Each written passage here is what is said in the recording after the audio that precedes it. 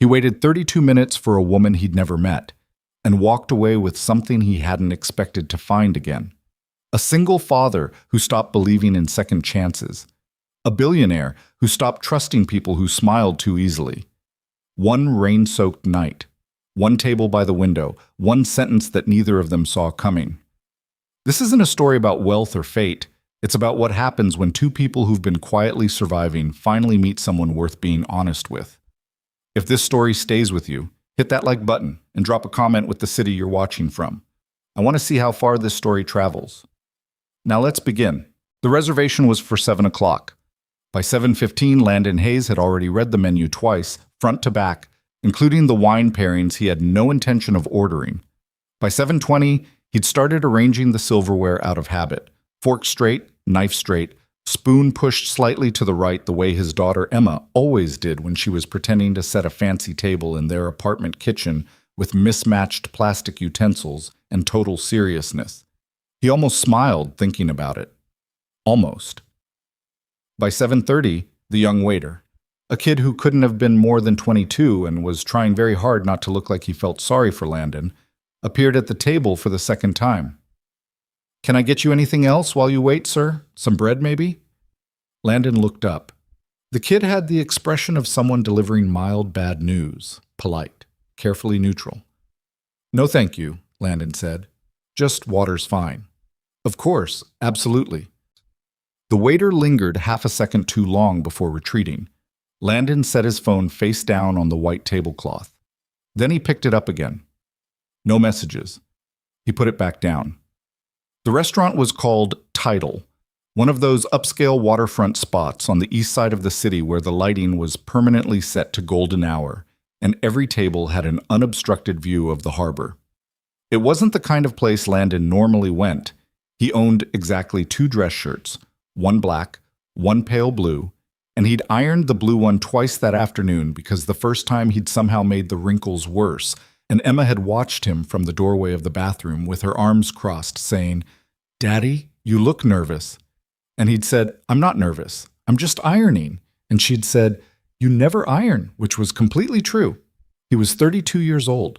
He worked in structural engineering for a mid-sized firm that mostly dealt in commercial renovations, the unglamorous end of the field, the kind of work that involved crawl spaces and load-bearing assessments and arguing with contractors over cost overruns. He made decent money, not great money, but decent.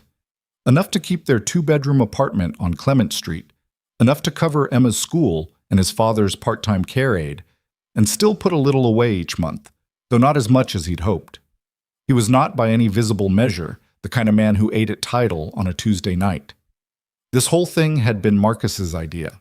Marcus Webb was Landon's oldest friend, a man constitutionally incapable of minding his own business, who had been insisting for over a year that Landon needed to, and Marcus's exact words were, re-enter the atmosphere. As if Landon were a spacecraft that had gone quietly dark somewhere past the orbit of normal human experience and needed someone on the ground talking him back in. "She's not a setup," Marcus had insisted over the phone last week, which was exactly what someone said when it was absolutely a setup. She's someone I know through Diane's work thing, and she mentioned she hasn't really been on a date in a while, and I thought, Marcus, what? You're setting me up. I'm facilitating a coincidence. That's not a thing. It's absolutely a thing. Landon had said no. Then he'd thought about it for 3 days, which was longer than he wanted to admit, and then he'd called Marcus back and said fine, one dinner, and Marcus had made a sound like a man who had just won a small but personally significant bet. The details had been sparse. Her name was Vivian. She was around 30. She worked in business. Marcus had been vague in a way that Landon had attributed to Marcus being disorganized, which was also possible since Marcus was in fact deeply disorganized. It hadn't occurred to Landon that the vagueness might be intentional, that Marcus might have reasons for not spelling out exactly who Vivian was. That oversight would present itself in approximately 12 minutes. Right now, the rain had started. It had come on suddenly, the way late spring storms did in this city. A stillness, then a smell like cold concrete, then rain sheeting against the floor-to-ceiling windows of Tidal in waves. The harbor beyond the glass turned dark and choppy. People outside moved fast, ducking under awnings, holding bags over their heads. Inside, the restaurant felt sealed off from it, warm and amber lit and quietly humming with the specific sound of a place where nothing too difficult was supposed to happen. Landon watched the rain for a while. His water glass was still mostly full. He'd been careful about that. He didn't want to be on his fourth refill of water when she walked in. Assuming she walked in.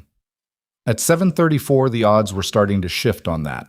He thought about Emma, who was spending the night at his father's place across town. Pop had picked her up at 4. Landon had packed her a bag with her stuffed rabbit and her favorite cereal and a note reminding her not to let Pop stay up too late watching sports, which she would absolutely not enforce because she found sports broadcasts deeply soothing for reasons no one in the family fully understood. She'd given Landon a very thorough inspection before he left, walking around him once with her hands clasped behind her back like a small building inspector. And then she'd said, "You smell good, Daddy." And he'd said, "Thanks, Bug." And she'd said, "You should go on more dates." And he hadn't known what to say to that, so he'd just hugged her for slightly longer than usual and left. She was 6. She'd been saying things like that for about a year now, mostly because her kindergarten teacher had gotten engaged over the winter and Emma had developed a very specific idea about how the world was supposed to progress. It wasn't sad exactly, it was a thing. Landon reached for his wallet. He'd give it 5 more minutes, he decided. Then he'd eat somewhere else.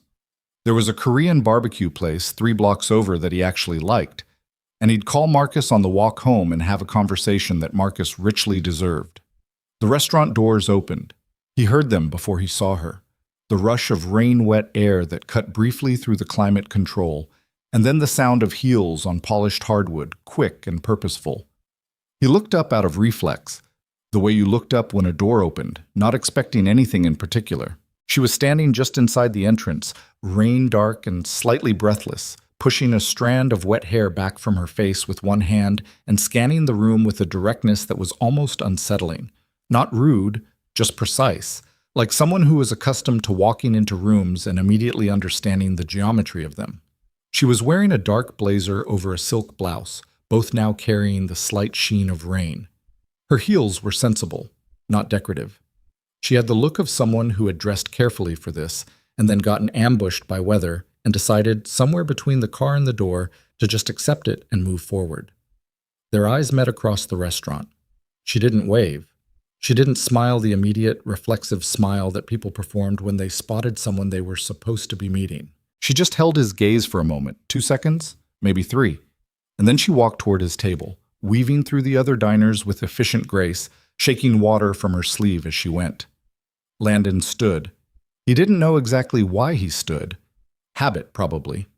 His father had been very clear about that kind of thing when Landon was growing up. You stand when someone comes to the table, Landon. It's just how you do it.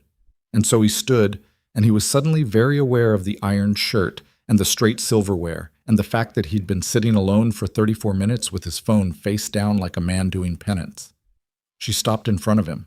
He could see now that her eyes were a dark shade of brown, and she was wet in a way that clearly bothered her less than it should have, and she was looking at him with an expression he couldn't quite categorize. Then she said, "You have kind eyes." Not, "I'm so sorry for being late." Not, "You must be Landon." Not, "This weather is insane, right?" Just that. She said it quietly, almost like she was noting something to herself and it had simply come out. And then she seemed to realize that she'd led with it, and something shifted in her expression. Not embarrassment exactly, more like the recognition that the sentence had gotten ahead of her. Landon stood there for a moment. "Thank you," he said finally. "I think." The corner of her mouth moved. "That came out strange." "A little." "I meant it, though." "Okay," he said. She set her bag down and held out her hand. "Vivian, I'm sorry I'm late. It's been a complicated evening." He shook her hand. Her grip was firm, not performative about it. "Landon, and it's fine." "It's not, actually," she said, settling into the chair across from him. "Being late is rude. I hate being late." She said this matter-of-factly, not in a self-flagellating way, just as a statement of personal record. 34 minutes. I know how long it was. I didn't count, Landon said. She looked at him. 32, he admitted. That got a real smile, quick, unguarded, over almost before it started, but real. She picked up her menu, and Landon sat back down, and the young waiter appeared with the speed of someone who had been waiting for this exact development, and the evening began. They ordered. Vivian asked the waiter 2 direct questions about the fish, where it was from, how long it had been on the menu, and listened to his answers seriously before deciding. Landon ordered the steak, which felt unimaginative but was the only thing on the menu that had looked like food to him and not like an artistic concept. For the first few minutes, they were careful with each other in the way that people were careful when they'd been dropped into proximity with a stranger and were trying to figure out whether it was going to be terrible. "How do you know Marcus?" Landon asked. "I don't, really. He knows someone I work with. Diane?" She looked at him. "Diane's his wife." "Right. Marcus called me 2 weeks ago, very confident voice, told me he had the perfect person for me to meet, said I had to trust him, gave me almost no useful information." She tilted her head slightly. "Very disorganized man." "He really is," Landon said. "He told me you were in construction. Engineering, structural. Is there a difference?" "I get that a lot," Landon said.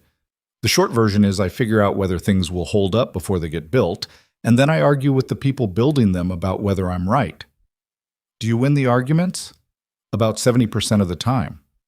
"What happens the other 30? "Usually nothing catastrophic," he said. "Usually." She almost smiled again. "What do you like about it?" The question caught him slightly sideways, not because it was unusual, but because it was direct, the kind of question people asked when they actually wanted to know rather than when they were filling space. He thought about it for a real second. "There's a thing that happens when you're on site," he said, "when a structure that's been on paper for months is actually standing. You can see where the math held and where it didn't quite, where the real world made compromises with the plan. I don't know. It's satisfying in a specific way." "The gap between the model and the thing," she said. "Exactly." She nodded, looking at her water glass. "I know that gap." "What do you do?" he asked. Marcus was, as noted, not very informative. Something moved in her expression, not avoidance, more like the slight recalibration of someone who was accustomed to her answer to that question changing the room and was deciding how she felt about that tonight. "I run a company," she said. "Sterling Group. Technology adjacent, mostly. Infrastructure software, some fintech, a development arm we're trying to grow." She said it the way a person said something they'd said 10,000 times, efficiently and without performance. "I started it when I was 23. Landon processed that. He knew the name. Sterling Group was not the kind of name you didn't know if you lived in this city and paid any attention at all to business news, which Landon did in the abstract way that people did when they had a subscription to a newspaper app they opened on their commute. Sterling Group had recently closed a deal that had been on the front page of the business section for 3 consecutive days. He looked at her across the table. She was waiting. "Marcus didn't mention that," Landon said. "I know," she said. "I think he was worried you'd cancel." Landon considered that. "Would that have been so bad?" "No," she said. "But he seemed to think so." She looked down at her menu again, though they'd already ordered. "I'm aware it's a strange thing to lead with, or not lead with. I never know which is worse." "What usually happens?" he asked. "Usually the conversation shifts. People get more careful or more performative about being casual, which is its own kind of strange. Sometimes they start pitching ideas at me. Once a man asked me within 4 minutes if I knew anyone at..." She stopped. "It doesn't matter. It just changes things." "Does it bother you?" She looked up. "That's an honest question." "Sorry, No," she said. "Don't be sorry." "Yes, it bothers me." She said it plainly. "I worked very hard to build something real. I'm proud of it. But somewhere along the way, the number got bigger than the person, and most people are really only interested in talking to the number." The food arrived. The waiter set down Landon's steak and then reached for the plate he was carrying for Vivian. And then his heel caught slightly on the edge of the table's base. Nothing dramatic, just a small stumble. And the plate tilted, and the carefully arranged fillet of halibut slid 4 inches to the left, and one of the accompanying sauces spilled partially onto the rim of the plate and partially onto the white tablecloth. The waiter went pale. "I'm so sorry," he said, and his voice had the particular pitch of someone who had been having a hard shift, and this was the thing that might tip it over entirely. "I'm so sorry. I can have this remade. I'll get the manager—" "Please don't," Vivian said. He stopped. She was looking at the plate with calm consideration. "The fish is fine. The sauce on the cloth isn't ideal, but it's not your fault. This table's base has an odd angle. I noticed it when I sat down. Can I just get a small cloth?" The waiter blinked. Yes, of course. "And if you have a moment, a little more water would be wonderful." She smiled at him. Not the polished, public-facing smile that Landon would eventually learn to distinguish from the real ones, but something quieter and more genuine. "Thank you." The waiter retreated, looking like a man who had just been unexpectedly pardoned. Landon watched all of this. Vivian noticed him watching. "What?" "Nothing," he said. She looked at her slightly displaced plate. "The fish is actually still fine." "I know," he said. "That's not what I was thinking." She didn't ask what he was thinking. She picked up her fork, and they continued. It took them another 20 minutes to get comfortable, not because there was anything wrong with either of them, but because two people who were genuinely paying attention to each other required a little time to calibrate. They weren't performing a date, they were having a conversation, and those were different things. Vivian asked about his work, not the elevator pitch version, the actual version. She wanted to know what a structural engineering assessment actually looked like, day to day. And Landon found himself describing a project he'd been on the previous spring, an old hotel conversion downtown where the original 1940s construction had used a rebar specification that hadn't technically been wrong but had been wildly inconsistent, and the process of documenting it had taken 3 weeks and involved a lot of photographs and heated discussions with a project manager named Carl who had opinions. "What happened to Carl?" she asked. "He's fine. He disagreed with 3 of my load calculations. We went back and forth for about a week, and then we were both right about different things, which is actually the best-case scenario." "Do you like Carl?" Landon thought about it. "I respect him. He cares about the building. A lot of project managers care about the budget and the schedule. Carl actually cares whether the thing will stand up, which makes him difficult to work with, but I'd rather work with difficult people who care than easy people who don't." Vivian set her fork down and looked at him for a moment. "What?" he said. "Nothing. I said almost that exact thing to my board of directors 6 months ago and got a very polite lecture about team dynamics." "What happened?" "I hired the difficult person anyway." "And?" "He's the best operational director I've ever had," she said. "He makes everyone furious about twice a month and then solves the problem that everyone else missed. Carl would like him," Landon said. She laughed, a real one, surprised out of her, and the sound of it was different from the careful almost smiles from earlier. Something in the room shifted a degree or two. They talked about Emma.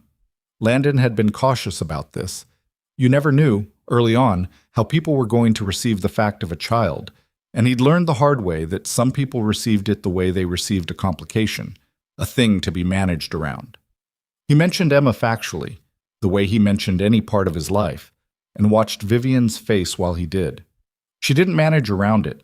She asked questions. "How old?" "6. She turned 6 in March." "What's she like?" "She's—" Landon paused because describing Emma accurately required a level of precision he took seriously. "She's very serious about things she cares about and completely unmoved by things she doesn't. She has very specific opinions about the proper way to make a grilled cheese sandwich. There's a butter-to-bread ratio she's worked out. And she wants to be a marine biologist because she saw a documentary about octopuses and decided they were the most interesting animals. And every week she asks me one question about the ocean that I can't answer, so I have to look it up and report back to her the next morning." Vivian had both elbows on the table now, which was the position of someone genuinely interested and who had stopped caring about table manners. "What was this week's question?" she asked. "Why do some fish have transparent bodies?" "What's the answer?" "Mostly camouflage. They're small, often live in open water without places to hide, and transparency makes them effectively invisible to predators. Some of it is also thought to be related to light sensitivity." He paused. "I spent 45 minutes on this last Wednesday night." "She sounds like a scientist," Vivian said. "She absolutely is. She's going to be insufferable when she's older." He said it in the tone of someone describing their greatest pride. Vivian was quiet for a moment. "You raise her alone?" "Yeah, since she was 3. He didn't elaborate on that, and she didn't push, which he registered without remarking on it. "And your father?" she asked. "You mentioned—" "He's 71. He had a minor stroke about 2 years ago. Nothing too serious in the grand scheme, but it affected his mobility some, and he can't drive anymore. He lives across town. He's stubborn as hell and completely convinced he doesn't need help, which means I visit 3 times a week, and we argue about whether he should eat more sodium until one of us gets tired." "Does he?" "Eat too much sodium?" "Categorically, yes." Landon picked up his glass. He grew up on a farm in Georgia. He believes salt is a natural resource, and anyone who limits it is a coward. Vivian smiled at the tablecloth. Then something in her face changed, a small shift, almost imperceptible, the kind of change that came from a thought that arrived uninvited and settled in. "Are you okay?" Landon asked. She looked up. "My mother is sick," she said. She said it the way a person said something that they had been not saying for a while, and the effort of not saying it had worn down the framing until it just came out direct. "I'm sorry," Landon said. "It's cancer. She started treatment 3 months ago, the aggressive kind." She said this matter-of-factly, but her hands had moved together on the table, fingers loosely interlaced, and that told a different story. She's fighting it. She's the most stubborn woman I've ever known, which is probably in her favor." A brief pause. "My brother called when I was in the car tonight. He panics easily. He'd heard something she said and misinterpreted it and convinced himself it was worse than it was, and we spent 40 minutes talking him off that ledge, which is why I was late." "Is it?" Landon asked. "Worse than it was?" "No," she said. "Today was just a hard day. She has them." She looked at the harbor through the rain-streaked window. "She tries to protect us from the hard days, and we try to protect her. And mostly, we're all just protecting each other from the truth, which is that we're scared, and we don't know what's coming." Landon didn't say anything immediately. He let the sentence exist without rushing in to cover it. "I know something about that," he said finally. She looked at him. "The protecting each other thing," he said. "Emma doesn't know how much I think about her future. My dad doesn't know how closely I monitor his. We're all just walking around carrying these versions of worry that we've dressed up to look like ordinary life." Vivian was quiet for a long moment. "That's an unusually honest thing to say to someone you just met," she said. "You started it," Landon said. She looked at him, and something in her eyes was different now. Not softer exactly, but clearer, the way a room looked different when someone opened the window. "I did," she said. The restaurant was nearly empty when they noticed. It happened gradually. The tables around them cleared one by one, and the ambient noise of a full dining room dropped away, and the staff had started moving with the particular quiet efficiency of people who were too professional to say, "We'd like to close now, but we're communicating it through the careful removal of things." The candles on empty tables had been extinguished. The lighting had been brought up slightly. The young waiter was folding napkins at the service station with focused energy. "I think we should go," Vivian said. "I think so too," Landon said. Neither of them moved immediately. The bill came. There was a brief, slightly awkward negotiation. Vivian reached for it. Landon said he had it. She said that was unnecessary. He said it wasn't a statement about anything. It was just that he'd gotten here first, and that counted for something. She gave him a look that was half amused and half assessing, and in the end they split it, which was probably the correct outcome. Outside, the rain had stopped. The harbor air was cold and clean.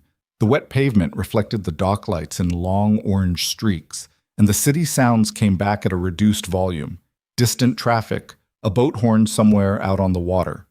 Vivian's car was parked on the street nearby, a black sedan that was understated in the way that very expensive things sometimes were.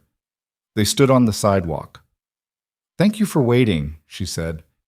"It was fine," he said. 32 minutes isn't fine," she said.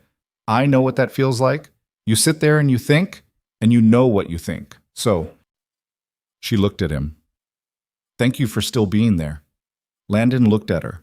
The cold air had brought some color into her face, and she was still wearing the slightly rain-damp blazer, and she still didn't seem particularly bothered by it. "Can I ask you something?" he said. "Yes?" "What you said when you walked in, about your eyes." She didn't look away. "Yeah." She was quiet for a moment. "I walked in and you'd been waiting a long time, and I expected—" She stopped. "Most people would have looked at me the way people look at someone who has wasted their time. And I had wasted your time. I deserved some version of that." She tilted her head slightly. "But you didn't. You just looked at me like a person, like someone you were trying to figure out." Landon thought about that. "I was going to leave," he said. 5 more minutes, and I was gone." "I know," she said. "But you didn't leave angry. You were just going to go home." She looked out at the harbor for a moment. "There's a difference." He didn't have a response to that, not immediately. "I spend a lot of time around people who perform," she said. "Perform gratitude, perform interest, perform respect. It's so constant that I've almost stopped noticing." She turned back to him. "But some things you still notice." "Like whether someone's actually angry versus just inconvenienced," Landon said. "Like that," she said. The boat horn sounded again, farther away this time. "I'd like to see you again," Vivian said. She said it the same way she'd said everything else, directly, without performance, just putting the thing out there and accepting whatever happened to it. Landon looked at her for a moment. The collar of her blazer was still slightly askew from the rain. "Yeah," he said. "I'd like that." She nodded once. Professional, almost. Then she smiled, that quick, real smile, and turned toward her car. "Landon," she said without turning back. "Yeah." "Say, the octopus question, what do they do with their transparency? The fish?" "They go invisible," he said. "Completely. Sometimes the only visible part is the eyes." She considered that for a moment, her back still to him. "That sounds about right," she said.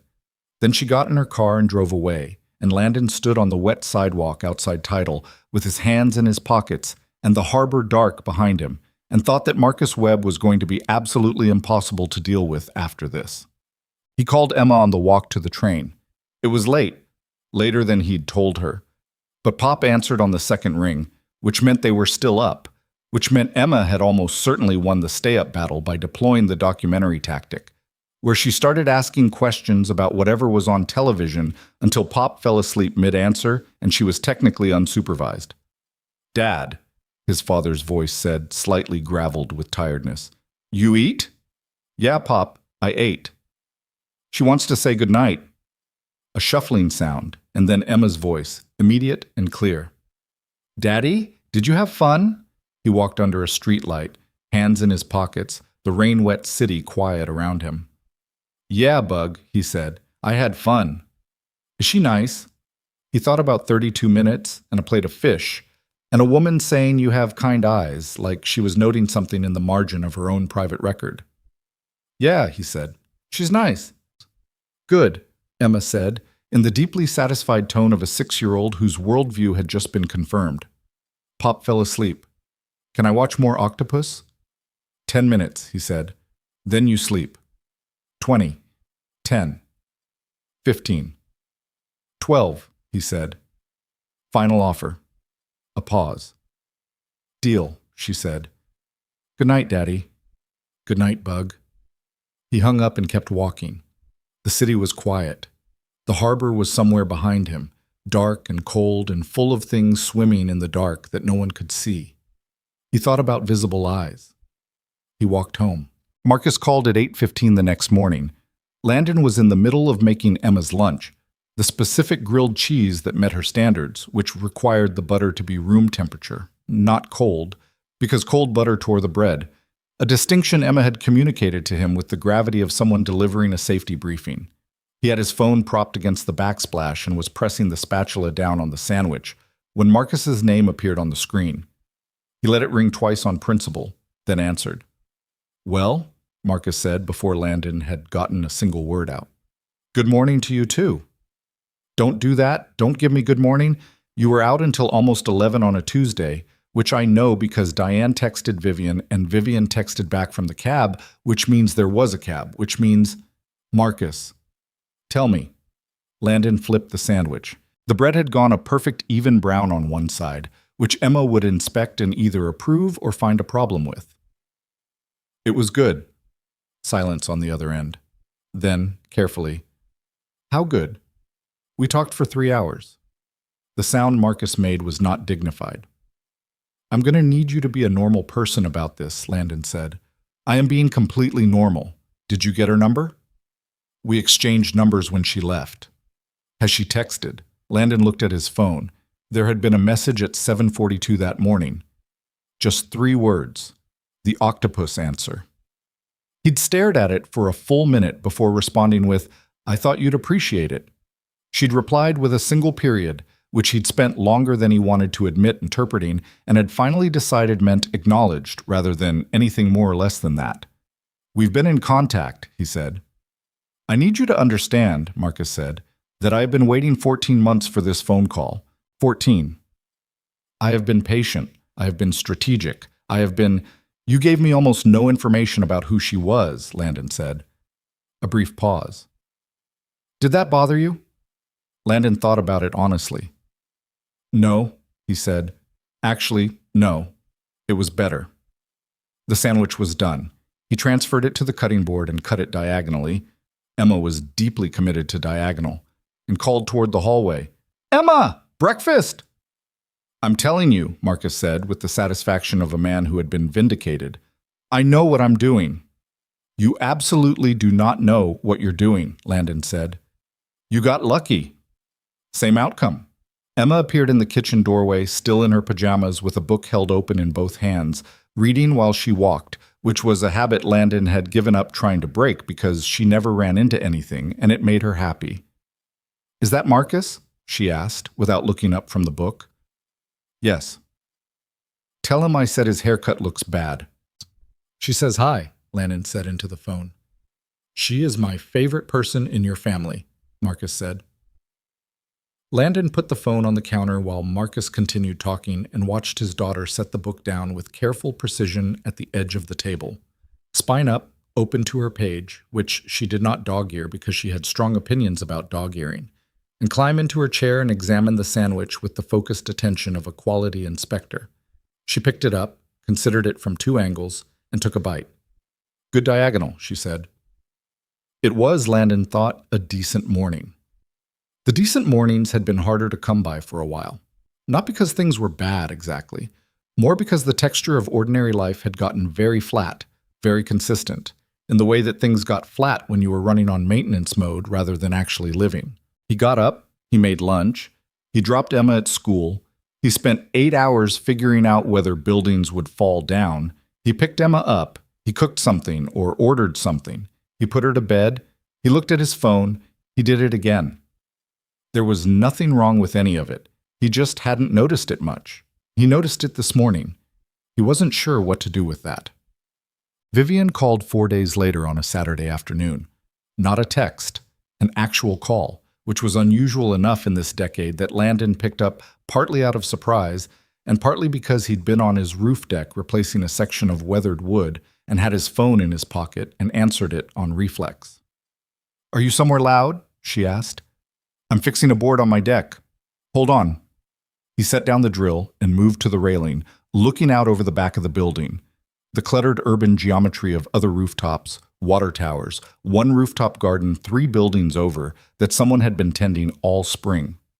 "Okay." "I'm sorry to call out of nowhere," she said, and she said it in a way that suggested she'd thought about whether to call and had made a deliberate decision.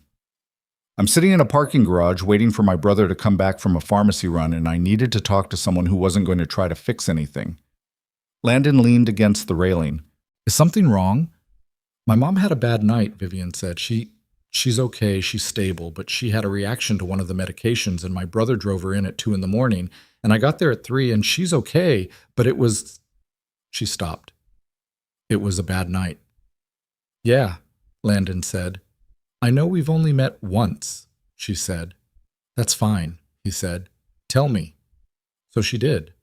She talked for 20 minutes, sitting in a hospital parking garage, describing a night that had involved a lot of waiting and fluorescent lights, and the specific hell of watching someone you love look small in a hospital bed, and how her brother, his name was Daniel, 26, prone to spiraling, had held it together better than she'd expected, and how her mother had at one point told them both to stop hovering because she was trying to sleep, which was, Vivian said, actually a good sign because her mother only got bossy when she felt well enough to. That does sound like a good sign, Landon said. I know that. My head knows that.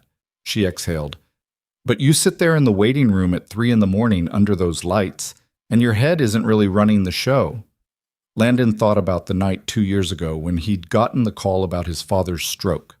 He'd been in the middle of an ordinary Thursday evening, Emma asleep, him at the kitchen table with a sight report, and his father's neighbor had called, an older woman named Mrs. Park, who'd found Pop on his kitchen floor. He'd called his cousin to come stay with Emma, and he'd driven across town and walked into an ER waiting room and sat for 4 hours under the same kind of lights, alone, thinking about all the things he should have said and done and all the calls he'd been too busy to make. He hadn't told anyone about those 4 hours, not Marcus, not his colleagues, nobody. He'd just held them and gone back to work on Monday, and that was that. What is it about waiting rooms, he said. Vivian made a sound that wasn't quite a laugh. They make everything feel permanent.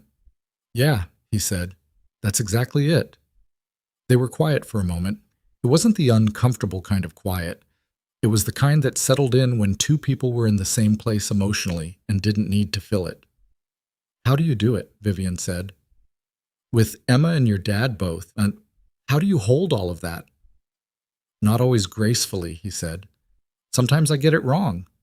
I forget things. I'm tired for no reason that I can explain to a 6-year-old. I lose my patience over stuff that doesn't matter. My dad and I have the same argument about his diet every single week, and it never resolves. And I know it's not really about sodium. It's just the only way we know to tell each other we're paying attention. He paused. You just keep going, not because you figured it out, but because stopping isn't an option. Vivian was quiet for a moment. Daniel, she said. He could hear her brother's name change in volume, meaning he'd walked back up.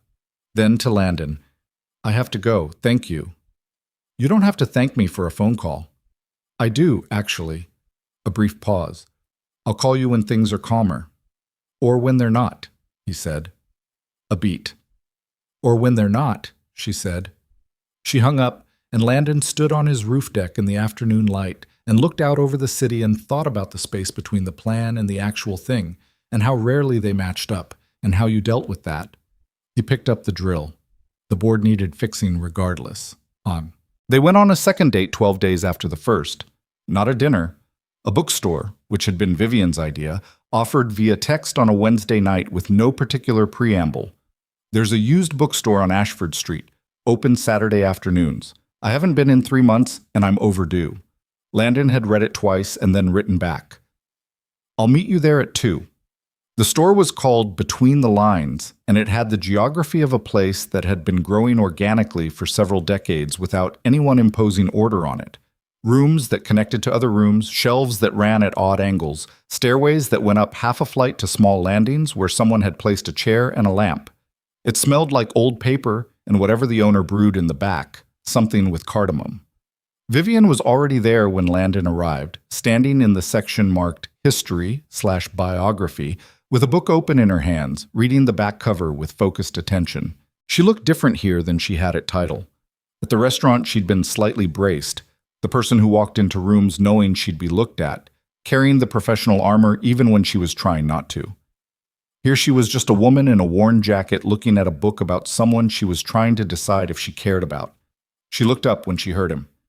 There's a whole shelf of military history back there, she said by way of greeting, that I have to physically avoid or I'll spend 2 hours and too much money. Noted, Landon said. Do you read much? When I can, Emma runs the household reading schedule, which means we do a lot of ocean science and anything with animals. Sounds reasonable, Vivian said. Before the company got to a certain size, I used to read almost every night. Now it's usually around midnight, 10 pages, and then my face hits the book. She put the biography back on the shelf. I'm trying to get back to it. What do you read? Biographies, history, some fiction, not as much. She moved down the aisle and he followed, the way you did in a bookstore, falling naturally into the same drift. I like reading about people who built things under difficult circumstances. Not because it's inspirational, more because I find the specific problems interesting, what they got wrong, what they didn't anticipate. The gap between the model and the thing, Landon said. She looked at him sideways. Exactly. They spent an hour in the store. It wasn't structured or guided. They split up, came back together, split up again. Landon found a book on bridge engineering from the 1970s that had a detailed chapter on failure case studies, which he knew was not a glamorous find, but which was genuinely exciting to him in the way that professionally specific things were. Vivian emerged from the fiction section with 3 paperbacks that she carried with a slight guilty expression. I said I was going to buy one, she said.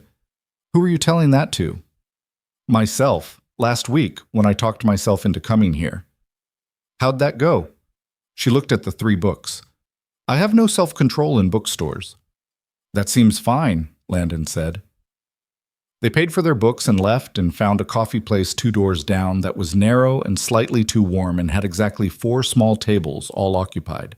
They stood at the counter with their coffees shoulder to shoulder in the limited space and talked. She told him more about Daniel, the younger sibling dynamic, how she'd spent most of her 20s in a kind of unspoken caretaking role for him, not because he was incapable, but because he'd struggled in the specific way that sensitive people struggled in families where the older sibling was the one who seemed to have everything sorted. He's smart, she said. He's actually one of the smarter people I know. But he compares himself constantly, and I don't know how to turn that off for him. She wrapped both hands around her coffee cup. Every time he panics, part of me thinks it's because I was too capable, too young, and it made him feel like there was nothing left for him to be good at. That's not how it works, Landon said. I know that, but knowing it doesn't help. No, she said. It really doesn't. He told her about Emma's mother, not in detail, not the full version, but enough. Her name was Rachel. They'd been together 3 years, married for 1.5 of those, and she'd left when Emma was just past 2. Not cruelly, not dramatically, just gone in the slow way that some departures happened, where you looked up one day and realized the distance had become a decision. She lived in Portland now, had a different life. She and Landon had settled into a kind of civil, distant co-parenting arrangement that worked mostly on paper and required careful management in practice. Emma sees her a few times a year, he said. School holidays, summer, it's okay. Emma knows she has a mom. She doesn't know all the context, and she doesn't need to yet. Does she ask about it? Sometimes. She asks why they don't live together, and I tell her that some families are different shapes, and she thinks about that for a while and then goes back to whatever she was doing. He looked at his coffee. She's better at accepting things than I am. Kids usually are, Vivian said. Yeah, he paused. It was hard for a while. I don't mean it was hard in a way I couldn't handle. I mean, I spent a lot of energy trying to be twice as present to make up for the absence. And at some point you realize you can't do math like that. You just have to be there for real and stop counting. Vivian watched him. When did you figure that out? About 8 months ago, honestly. He set his cup down. There was a Saturday where I was so exhausted from trying to give Emma a perfect day that I fell asleep on the couch at 6:30, and she put a blanket over me. She put a blanket over me, and when I woke up, she'd gotten herself a snack and was sitting next to me with her book. And she was completely fine. He stopped. I'd spent so much energy on perfect that I'd missed how fine things already were. Vivian was quiet for a moment. I do that, she said, the compensating. With my mother, with Daniel, with the company. She stared at her coffee. If I just work hard enough, manage it carefully enough, I can get to the version where nothing goes wrong. She said it without self-pity, just recognizing it for what it was. It doesn't work. No, Landon said. It really doesn't. She looked up at him, and there was something in her face that he was starting to recognize. That slight lowering of the thing she usually carried between herself and other people. The professional composure that was so ingrained it had become indistinguishable from her personality, except in moments like this. The coffee place had gotten crowded. Someone needed the counter space, and they moved toward the door by mutual unspoken agreement, stepping out into the street. The afternoon was overcast, the kind of gray that didn't quite make it dark but flattened all the light, so everything looked like it had been photographed on slightly old film. "Can I tell you something?" Vivian said. "Yeah. I have not had a conversation like either of these in a very long time." She said it directly, looking at the sidewalk rather than at him. "I mean a real one, where I'm not managing what I say because of who I'm talking to." A pause. "I forgot it was possible." Landon thought about the flat texture of his recent mornings. The maintenance mode feeling he'd noticed had lifted. "Yeah," he said. "Me too." She looked up at him. Something about the overcast sky made everything a little softer. She was holding her bag of books against her side, and her collar was slightly up against the gray air, and she didn't look like a billionaire standing on a sidewalk. She just looked like a person. "I should go," she said. "I told Daniel I'd come by this afternoon." "Okay." She didn't move immediately. "Next Saturday?" "What's next Saturday?" "I don't know yet," she said. "I'll think of something." "I trust your judgment," he said. She gave him the quick, real smile. "That may be premature." "Probably," he agreed. She started walking and then stopped and turned back with the slight unscripted quality that things had when they were genuine. "The board you were fixing," she said, "on your deck. Did you get it?" He'd been surprised she remembered that. "Yeah, it took 3 tries because I measured wrong the first time. The gap between the model and the thing. Every time," he said. She laughed, the real one, the surprised one, and walked away down Ashford Street with her bag of 3 books that she'd meant to keep to one, and Landon stood on the sidewalk and thought that he was very much in trouble in a way that he found, inexplicably, sort of okay. Marshim. The third date was a Sunday afternoon in Hendricks Park, and Emma was there. Landon had not planned it that way. He'd arranged to meet Vivian at the park at 1, figuring his father would take Emma, but Pop had called Sunday morning with a bad hip day. The hip was a whole ongoing situation, separate from the stroke, an old injury that flared irregularly and made him irascible. And Landon had run out of alternatives. He'd almost called Vivian to reschedule. He was holding the phone, trying to figure out how to phrase it, when Emma appeared in the doorway in her coat and her yellow rain boots, which she wore in all weather because she had decided they were her boots, now regardless of conditions. "Are we going to the park?" she said. "We might need to reschedule, Bug." "Because of your friend?" He looked at her. "How do you know about my friend?" "You said friend on the phone to Marcus." She blinked. "Is your friend a she-friend?"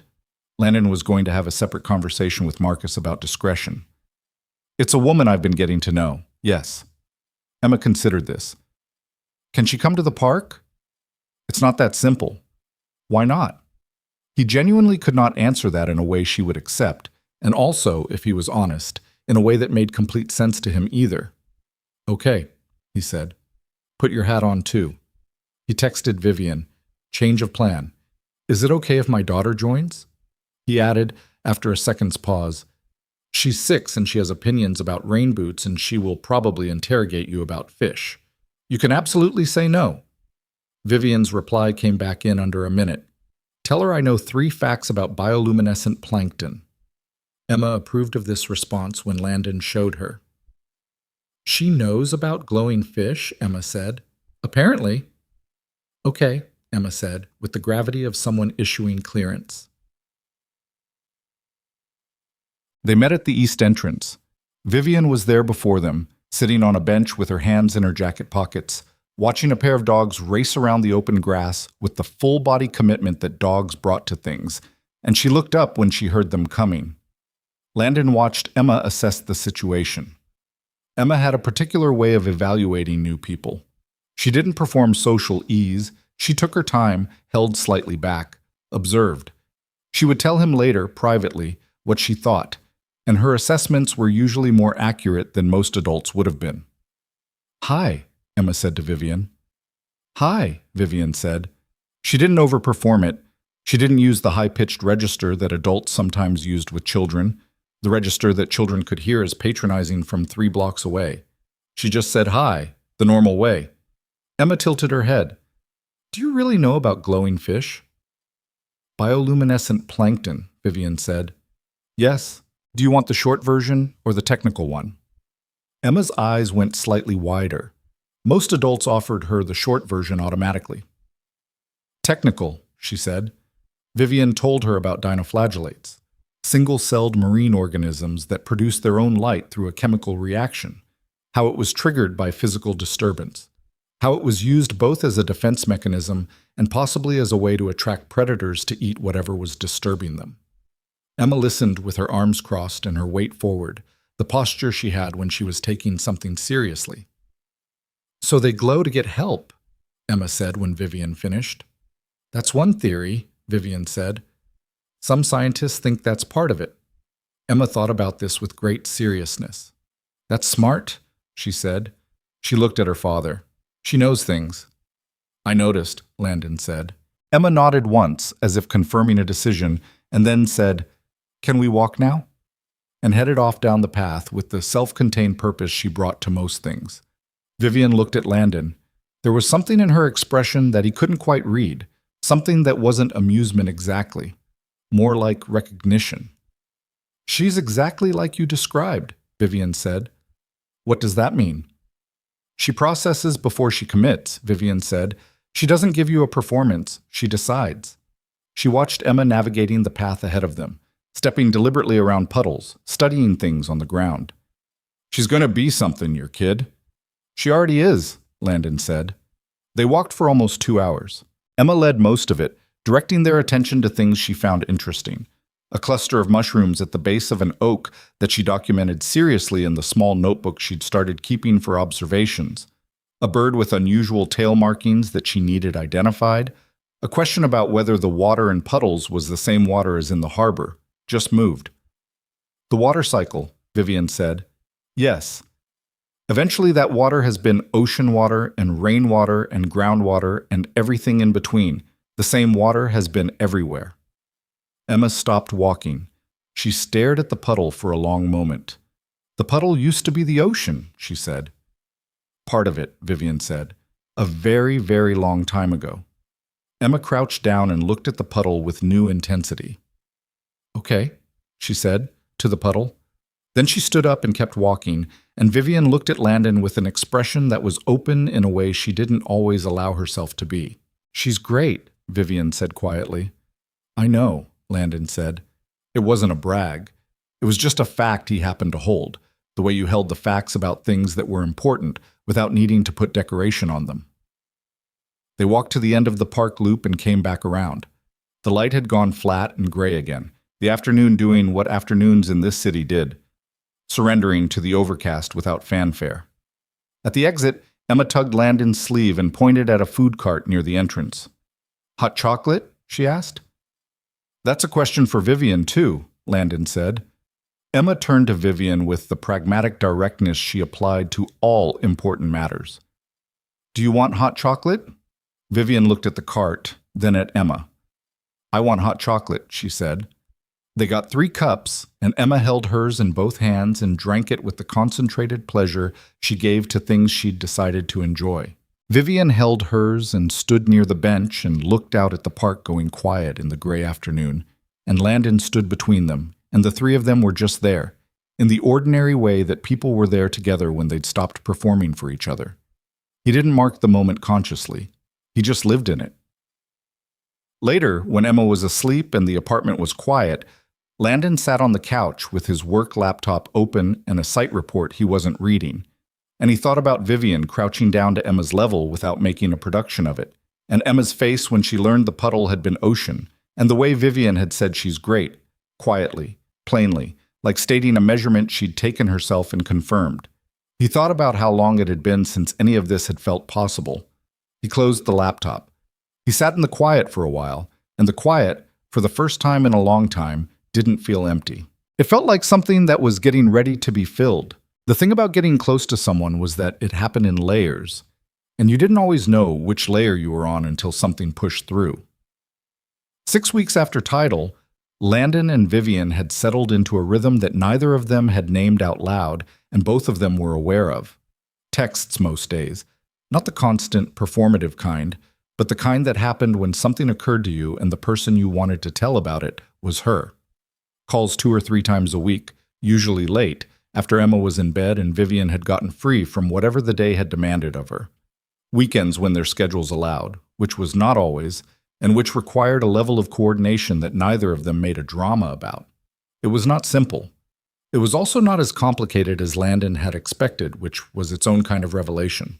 Emma had opinions, which she delivered periodically and without prompting. After the park, she told Landon that Vivian was smart and knew real things, which in Emma's private taxonomy was the highest possible endorsement.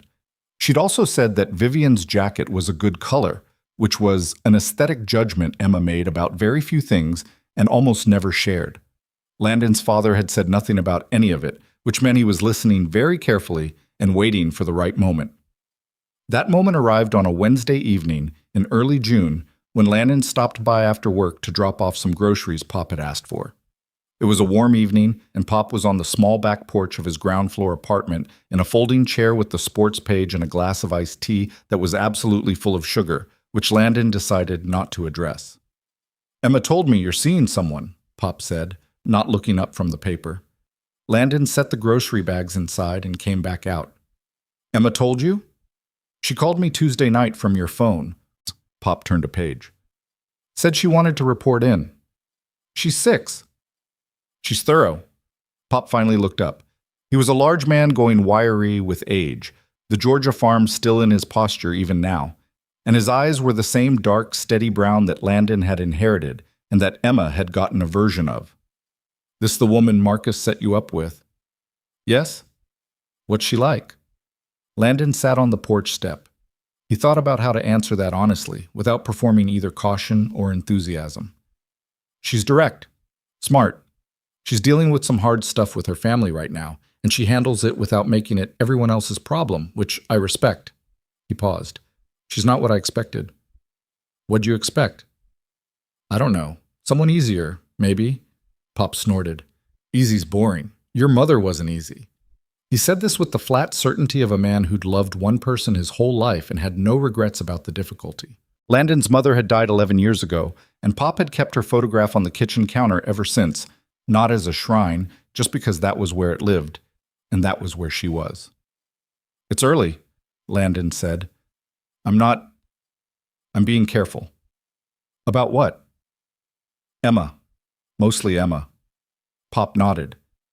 He looked out at the small patch of yard behind the porch, where a bird feeder he'd installed 2 springs ago had attracted generations of sparrows he'd named with great confidence. "You gonna keep being careful until she's in college?"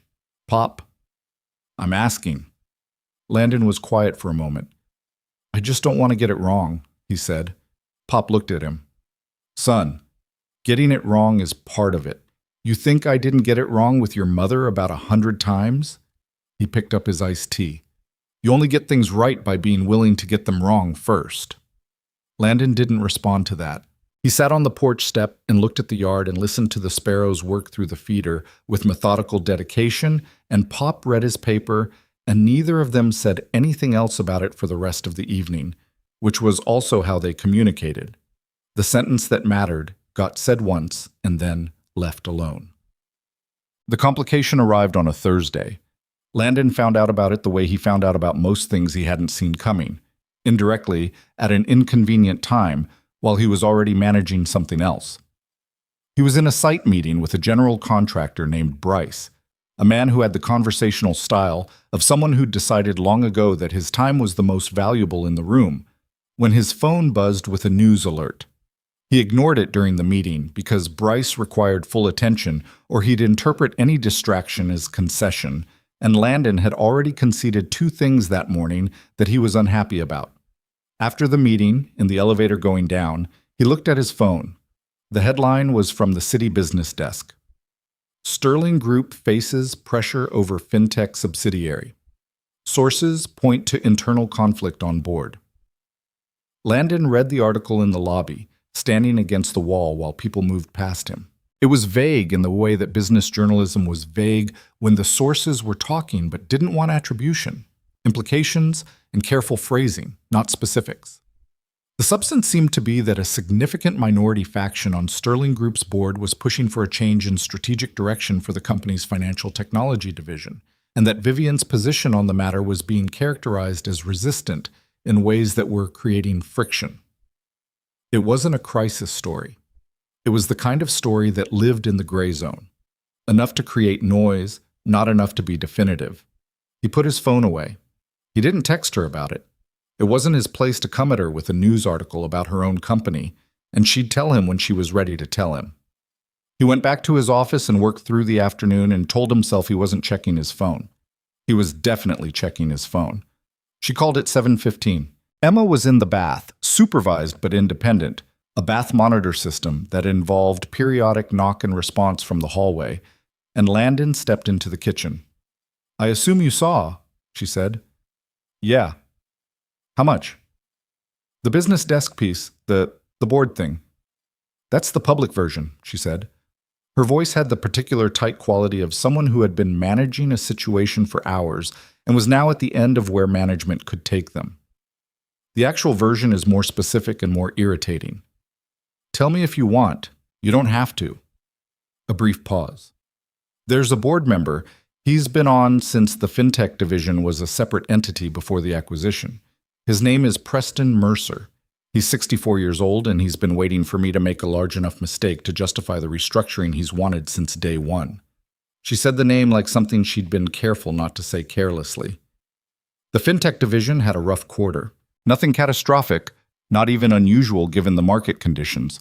But Mercer's been using it as a pressure point. He has 2 other votes he's been working on for months. What does he want?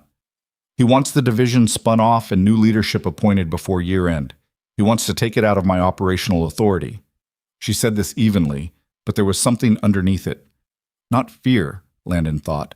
More like the very particular anger of someone watching something they built being discussed by people who didn't build it. He doesn't care about the division. He cares about establishing that the board can override me when there's sufficient political cover. Can they? Technically, with enough votes, yes. Practically, it would create chaos, and he knows it. This is about leverage, not the actual division. She stopped for a moment. "I'm sorry, you don't need all this." "I asked," Landon said. "You were being polite." "I was being interested," he said. "There's a difference." A brief silence. "I have a board meeting in 10 days, she said. "I've been preparing for it for 3 weeks, but the article today changed the framing, and now I have to re-prepare, which means this weekend I'm not going to be able to—" "That's fine," Landon said. "I was going to say I'm sorry." "Don't," he said. "Your company comes first right now. I understand that." She was quiet for a moment. "You're not bothered?" "I'm disappointed about the weekend," he said honestly.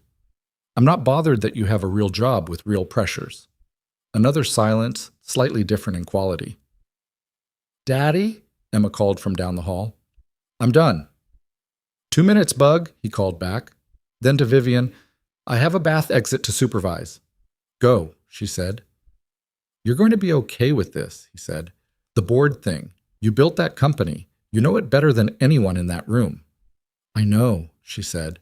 "I mean it." "I know you mean it," she said. "That's why it helps." He hung up and went to help Emma out of the bath and into her pajamas, and through the nightly toothbrushing argument. Emma had strong opinions about the amount of toothpaste required, which conflicted with the amount Landon put on the brush, and they had a calibration disagreement every single night without resolution. And he thought about what it meant to have a person in your life who was dealing with things you couldn't solve. He was used to fixing things. It was literally his job. He looked at structures and found the places where they might fail and proposed solutions. The idea of sitting with something that he couldn't calculate his way around, that was harder. But he thought about what he'd said to Vivian on that first phone call, in the parking garage. You just keep going. not because you've figured it out, but because stopping isn't an option. He supposed that applied to more than just the weight-bearing stuff. The board meeting was on a Tuesday. Landon didn't hear from Vivian that morning, which he'd expected. She'd be locked in preparation. He got Emma to school, went to work, spent 3 hours on a site assessment for a warehouse conversion in the south end of the city, came back to the office, and tried to concentrate on a load analysis he'd been putting off for 2 days. At 4:30, a text arrived. It went well. Mercer backed down from the spin-off proposal. The 2 votes he thought he had didn't hold. Landon read it twice. He wrote back, "What happened?" "I came prepared." A pause, then, "I also found out last week that Mercer had been communicating with a competitor about the division. I didn't use it as a threat. I just made sure the other board members were aware of it before the meeting." Landon looked at that for a moment. "You let the information do its own work." "Exactly." Then, "I'm exhausted. I'm getting food delivered and not talking to anyone for the rest of the night. But I wanted to tell you. I'm glad you did. Thank you for last week, for listening to me be angry about it without trying to solve it." He looked at that sentence for a long time. It was such a specific thing to thank someone for. Not for advice, not for action, just for the particular patience of letting someone be in their thing without trying to redirect it. "Anytime," he wrote, and meant it. 2 weeks later, Vivian's mother had a better stretch. The new treatment protocol seemed to be working. Not dramatically, not in a way that meant anything was resolved, but the bad nights had become less frequent, and her energy had improved enough that she'd gone back to her regular Tuesday calls with a friend she'd known for 30 years, which Vivian said was a better indicator than any of the clinical measures. Landon met her for coffee on a Saturday morning, the regular place they'd established on Ashford Street without formally establishing it. They just kept going there, and it had become the place. She looked different than she had during the board meeting weeks. Lighter, not in a resolved way, but in the way of someone who'd been carrying something at maximum weight and had gotten a temporary reduction. "She asked about you," Vivian said. Landon looked up from his cup. "Your mother?" "I mentioned I was seeing someone. She extracted more than I intended to share." A slight expression that was somewhere between embarrassment and amusement. "She asked if you were patient," which was the first question, which tells you something about what she values. "What did you say?" Vivian wrapped both hands around her cup. "I said yes." She looked at him steadily. "I said you were one of the more patient people I'd met." "I'm not always patient," he said. "No one's always patient," she said. "That's not what she was asking. She was asking whether patience was something you had access to or not." A pause. "She wants to meet you." Landon was quiet for a moment. "That's a significant thing," he said. "I know," Vivian said. "You don't have to. I'm not asking you to do anything you're not ready for." "I didn't say I wasn't ready," he said. "I said it was significant." She looked at him. "Okay," he said. "When she's up for it." Something moved in Vivian's face that she didn't cover quickly enough. Relief mixed with something more complicated. The expression of a person who'd been prepared for reluctance and hadn't quite calibrated for the absence of it. "I'll tell her," she said. "What should I know about her?" Landon asked. "She'll have opinions about everything within the first 10 minutes and share them without being asked. She doesn't like vague answers. If you don't know something, say you don't know. She finds that more interesting than an approximation. She takes about 20 minutes to warm up to new people, and during those 20 minutes, she'll be polite but slightly formal, and then she'll either relax or she won't, and you'll know which it is." She paused. "She has your same thing." "What thing?" "She watches how people treat people who can't do anything for them. Waiters, cashiers, aides." Vivian looked at the table. "She's been watching that her whole life, longer than I have." "She raised you on it," Landon said. Vivian looked up. "Yeah," she said. "She did." They sat with that for a moment, the morning coffee going warm around them, and Landon thought about a woman he hadn't met yet who had taught her daughter to watch the room, and what that meant about the kind of person the daughter had become. They took Emma to the aquarium on the last Saturday of June. It had been Emma's idea, or more precisely, Emma's sustained campaign, she'd been asking about the aquarium since early spring, deploying information about it periodically in conversation the way someone plays strategically useful facts. The aquarium has a giant Pacific octopus, Daddy. Did you know that? I read it. And then a week later, the aquarium just got new jellyfish. I heard that. And then, with the timing of someone who had been patient long enough, Vivian would probably like the aquarium. Landon had told Vivian about the campaign, and she'd laughed and said absolutely yes without hesitation. And so on a Saturday morning with reasonable weather, they'd met at the waterfront entrance with Emma carrying her observation notebook and a focused expression. The aquarium was crowded with families. The particular weekend crowd density that turned every corridor into a slow river of strollers and children with their faces pressed against glass. Emma moved through it with the authority of someone who had done research and had a specific itinerary. She navigated directly to the octopus tank with the confidence of someone following a map she had memorized, and she stood in front of the giant Pacific octopus for 4 full minutes without saying anything, just watching. Vivian stood next to her, also watching. Landon stood slightly behind them and did not say anything. The octopus moved with the fluid alien intelligence that made them legitimately strange to observe. It shifted color along one arm, testing something, then went still.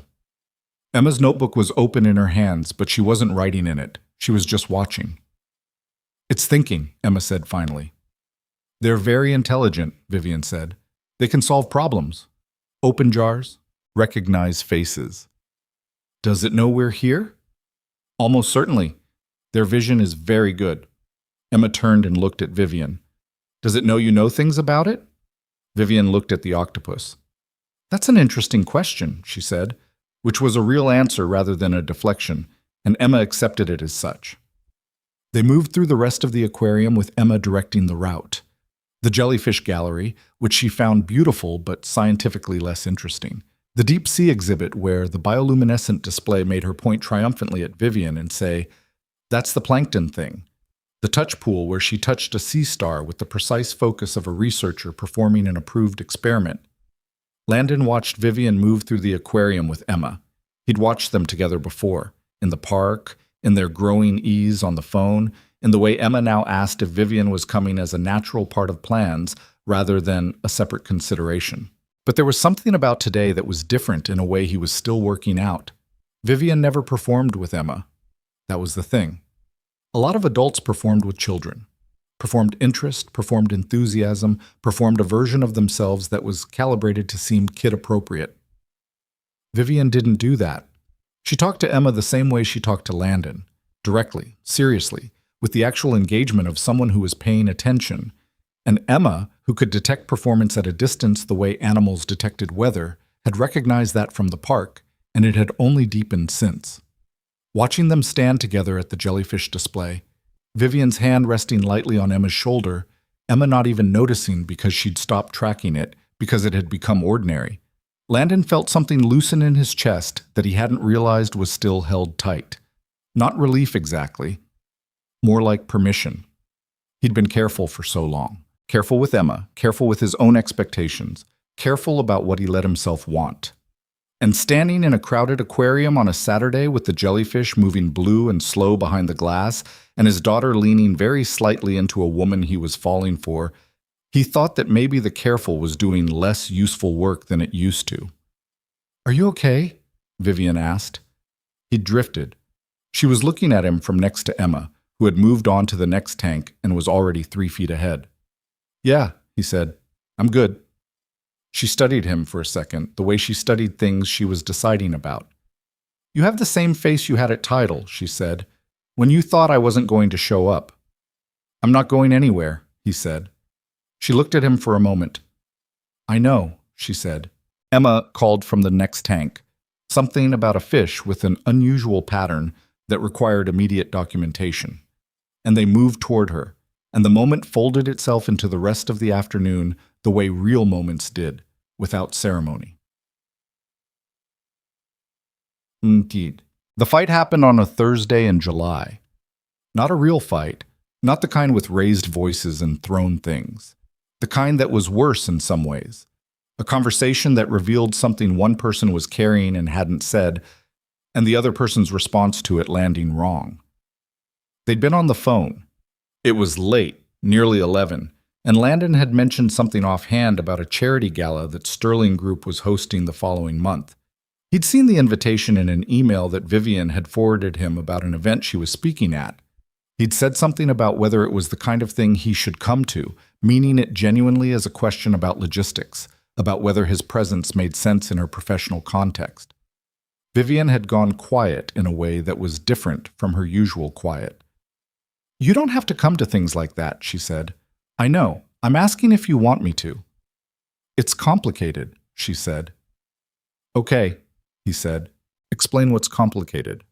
Another pause, and he could feel her organizing something, choosing words, deciding how much. "The people at these events," she said carefully, "they're going to look at you and they're going to make assumptions."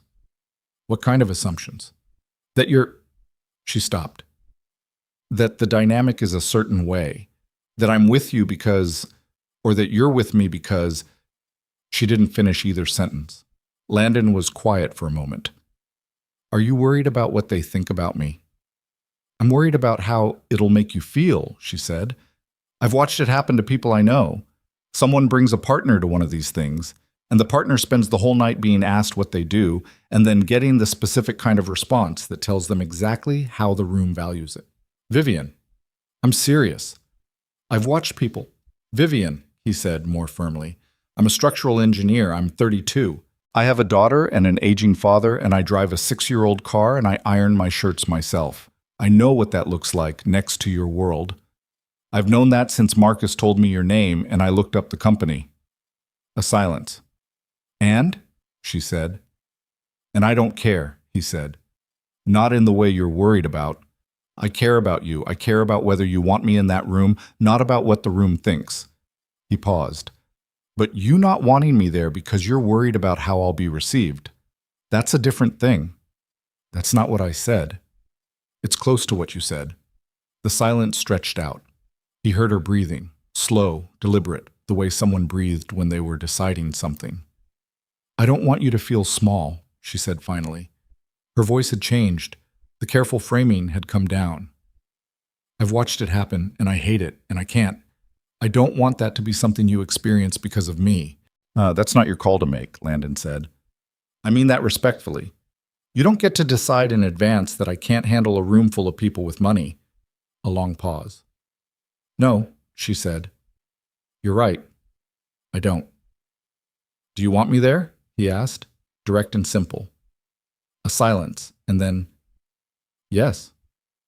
"Then I'll be there," he said. Another silence. This one different. Not tense, more like the aftermath of something that had been said and couldn't be unsaid, which was not a bad feeling, just a real one. "I do that," she said quietly. "Make decisions for people about what they can handle." "Yeah," he said. "I noticed. I do it with Daniel too, with the company." She exhaled. "I think if I manage it carefully enough, I can keep people from getting hurt." "And I can't," she said, "obviously, but I keep trying." "I know the feeling," he said. She was quiet for a moment. "I'm sorry about the way I said it." "I know you meant it as protection," he said. "That doesn't make it right." "No," he said. "It doesn't, but it makes it human." The conversation wound down from there, slower and more honest. The kind of conversation you could only have after you'd pushed into the uncomfortable part and come out the other side still talking. By the time they hung up, it was past midnight, and Landon sat in the dark living room of his apartment and thought about the specific difficulty of letting people into your life when your whole learned experience was of managing things alone. He thought about Vivian at the aquarium with her hand on Emma's shoulder. He thought about Emma not noticing. He thought about the things you stopped tracking when they became ordinary and what it took to get there. The city was quiet outside. The harbor was somewhere in the dark, and somewhere out there in water the aquarium docent had told Emma could be 38 degrees at depth. Things were moving through the dark with the complete assurance of creatures who had never needed to be seen to know they were there. He went to bed. The gala was in 4 weeks. He ironed the black shirt. The black shirt was fine. Landon had ironed it the night before the gala, and then again the morning of, and then Emma had looked at him getting dressed and said, with the calm authority of someone who had formed a clear aesthetic opinion, that the black shirt was good, but the collar needed to sit flatter.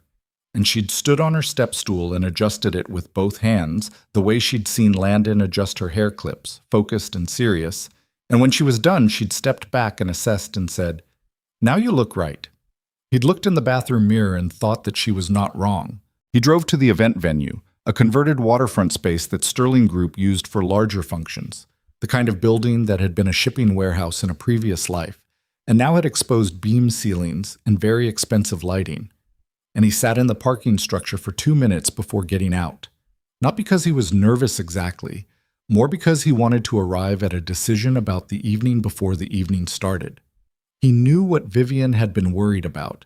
She'd been worried because she was right that rooms like this had a way of communicating hierarchy through very small signals. The way conversations paused and restarted, the way eyes moved, the way someone asked a question and listened to the answer or didn't. She'd been in those rooms for years, and she knew their grammar. What she'd underestimated was that Landon had been in versions of those rooms too, just from the other side. Job sites where the project investor came to walk through and talk to the developer and not to the engineer. Client meetings where the person with the budget spoke to the senior partner and not to Landon, even when Landon was the one with the answer. He knew what it felt like to be technically present, but socially invisible. And he'd made his peace with it a long time ago. He got out of the car.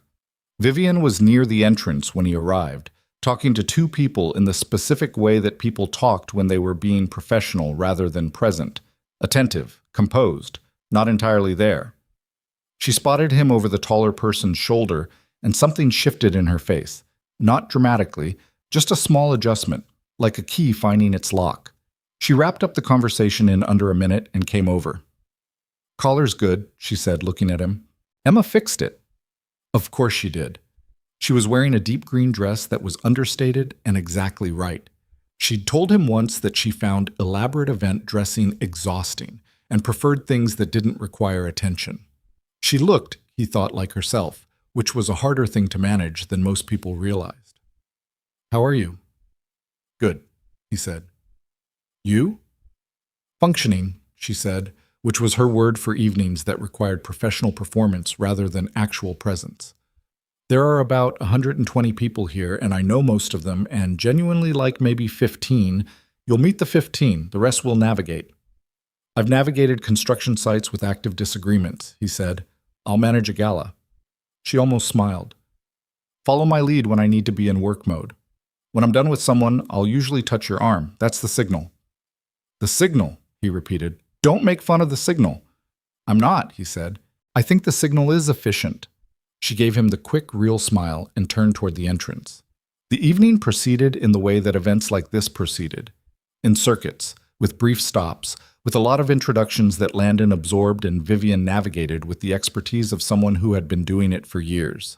He shook hands, said his name, answered the "what do you do" question with the same honest brevity every time, and watched how people responded to structural engineer the way a naturalist might observe the behavior of a consistent stimulus applied to different subjects. Most people nodded and moved on, which was fine. A few asked follow-up questions that were genuine. One woman, a city planner named Reyes, who was on Sterling Group's Urban Development Advisory Committee, got genuinely interested in a conversation about seismic retrofitting requirements, and they talked for 20 minutes in a corner while Vivian was pulled into a presentation handoff.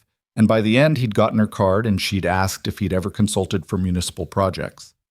Two people did the thing Vivian had warned him about, the specific recalibration, the way the conversation found other places to be once the answer to "what do you do" had registered. Landon noted it without drama and moved on, because it was exactly what he'd expected, and it said nothing about him that he needed to spend energy on. The thing that surprised him was Preston Mercer. Landon hadn't expected to meet him. Vivian hadn't mentioned he'd be there, or if she had, Landon hadn't registered it as something to track. He recognized the name when a colleague of Vivian's introduced them. Mercer was older than he'd imagined, trim and silver-haired, with the manner of someone who'd been important in a room long enough that he'd stopped having to announce it. Mercer shook Landon's hand with the slight extra pressure that men of that generation used to establish something. "You're with Vivian," he said. Not a question. "Yes," Landon said. Mercer looked at him with the direct assessment of a man taking a measurement. "How long?" "Few months." "And what is it you do?" "Structural engineering," Landon said. "Commercial mostly, renovations and seismic work." Mercer nodded. Not dismissive, not engaged, just processing. "She doesn't usually bring anyone to these," he said. "I know," Landon said. A pause. "She's a very capable woman," Mercer said. It landed as a sentence that was meant to contain more than its surface. "Yes," Landon said. "She is." "She's also very stubborn," Mercer said, sometimes to her detriment. Landon looked at him steadily. "Most people who've built something significant are," he said. "I'd be more worried if she wasn't." Mercer's expression didn't change, but something in it recalibrated. A slight, almost imperceptible adjustment. He nodded once, not in agreement but in acknowledgement, and then turned as someone called his name from across the room. Vivian appeared at Landon's side 30 seconds later. She must have seen the exchange from across the room. "What did he say?" she said, her voice quiet, watching Mercer's retreating back. "That you're capable and stubborn." "What did you say?" "That stubborn was appropriate given what you built." She was quiet for a moment. "How'd he take that?" "Fine," Landon said. "He's testing things. He's been testing things for a long time. It's just what he does." She looked at him. "You're not bothered by him." "No, why would I be?" "He's been trying to undermine me for 2 years." "I know," Landon said. "That's between you and him and the board. He's not relevant to me." He picked up his glass. "Unless you want him to be." She looked at him for a long moment. Then she touched his arm, not the signal, something different, deliberate and unhurried, and said, "Thank you for being here." "I told you I would be," he said. The evening ended past 10. They stood outside while valets moved cars through the circular drive, and Vivian had her heels off by then. She'd put them in her bag at some point during the final hour and was standing on the stone in her bare feet, which he suspected was a thing she did the moment she could get away with it. "That was exactly what I thought it would be," she said, except for the Reyes conversation, which was interesting. "She wants to consult on a municipal project." "I know. She told me." Vivian looked at him sideways. "She said you were the most interesting engineer she'd talked to in 3 years, which from Reyes is a specific and real compliment." "I'll follow up with her," he said. "You should." A pause. "You were good tonight. You didn't try to be something you weren't." "I'm not good at that anyway," he said. "Most people are," she said. "In those rooms, most people perform. They angle, they optimize. You just talk to people like people." She looked at the drive. "I forgot it was possible to do that in those rooms." Landon thought about that. "You do it," he said. She shook her head slightly. "I'm managing in those rooms, always. There's a difference." "Yeah," he said. "There is." Her car came. They stood by the door for a moment in the way they'd stood outside Tidal the first night. The city sounds all around them, the warmth of the summer night different from the cold spring rain, but the geometry of it the same. 2 people at the edge of an evening, not quite ready to have it be over. "My mother," Vivian said. "She's having a good week. I talked to her today and she sounded like herself." She said it carefully, the way you said things about a sick person that you were afraid to say too confidently in case they stopped being true. "She keeps asking when she's going to meet you." "When she's ready," Landon said. "No pressure." "She'll tell me when she's ready," Vivian said. She is not shy about that kind of thing. "Good," he said. "I want to meet her." She looked at him. "Even knowing what that means? What it might—" "The situation isn't resolved, Landon. She's better this week, but the situation isn't resolved, and meeting her means becoming part of that." "I know what it means," he said. "You have enough of that already," she said. "Your dad, Emma, Vivian." He said it the way he'd said it on the phone during the board argument. Not sharp, just steady. "Stop protecting me from things I'm choosing." The night air moved between them. "Okay." she said. Okay, he said. She got in her car and he watched the taillights disappear down the drive and thought about structures, about the ones he spent his days assessing, the ones he spent his life building, the ones that looked different from the inside than they did on any plan. He met Eleanor Sterling on a Sunday in early August. Vivian had picked him up in her car, which she almost never did. She was fastidious about keeping her professional and personal logistics separate, a habit from years of paparazzi interest that she'd never entirely stopped maintaining. He'd read it as a signal, a deliberate one, and he didn't comment on it. Eleanor Sterling lived in a mid-rise apartment on the north side of the city, a place she'd moved to 5 years ago after her husband died, Vivian's father, whom Vivian spoke about the way you spoke about a room you'd grown up in, as something so foundational you'd stopped seeing the walls. The apartment was a good size, lived in the specific way of someone who had opinions about furniture and had been accumulating them for decades. Books on every flat surface, photographs not arranged in a gallery sense but placed where they'd been put down and left because that was where they belonged. Eleanor was in an armchair when they came in, a blanket across her lap that she'd clearly been persuaded to keep there by someone other than herself. She was smaller than Landon had pictured. He'd built an image from Vivian's descriptions, and he'd overestimated the physical scale, though he'd gotten the eyes right. She had Vivian's eyes. Same dark color, same steadiness, same quality of landing on something and staying with it. She looked at him the way Vivian looked at things she was trying to figure out. "Landon," she said. Not a greeting exactly. More like confirming a label. "Mrs. Sterling," he said. "It's nice to meet you." "Eleanor," she said. "Mrs. Sterling was my mother-in-law and she was a trial." She looked at Vivian. "Get him something. He's been standing in the doorway." They sat. Eleanor asked Vivian 2 questions about the company that had nothing to do with the company. She was asking about Vivian's tiredness level, Landon understood, using professional questions as proxies because Vivian responded better to those. It was a practice translation, the language of a mother and daughter who had developed a private code over years. Then Eleanor turned to Landon with the directness that Vivian had inherited and in some ways refined. "What do you do?" she asked. "Structural engineering," he said. "I work on commercial buildings mostly, figuring out whether what's standing will stay standing and what to do when the answer is complicated." Eleanor considered this. "My husband was a civil engineer," she said. "Roads." He said engineering was the practice of knowing what you didn't know yet. "That's a good description," Landon said. He was a precise man. She looked at her hands for a moment. Vivian got that from him. The precision. She looked up. "You have a daughter." "Emma. She's 6. What's she like?" He gave Eleanor the honest version, the grilled cheese standards, the observation notebook, the octopus documentary, the weekly ocean question he had to research and report on. Eleanor listened with the focused attention of someone who was genuinely interested, not just being polite, and at the part about the weekly question she said, "She sounds like she'll be a scientist," and Landon said, "That's exactly what Vivian said." And Eleanor's expression did something interesting and brief. "Did she?" Eleanor said. It wasn't a question. "Yes." Eleanor looked at her daughter across the room. Vivian was looking at her phone with the performative attention of someone who was actually listening to a conversation they were pretending not to monitor. Eleanor looked back at Landon.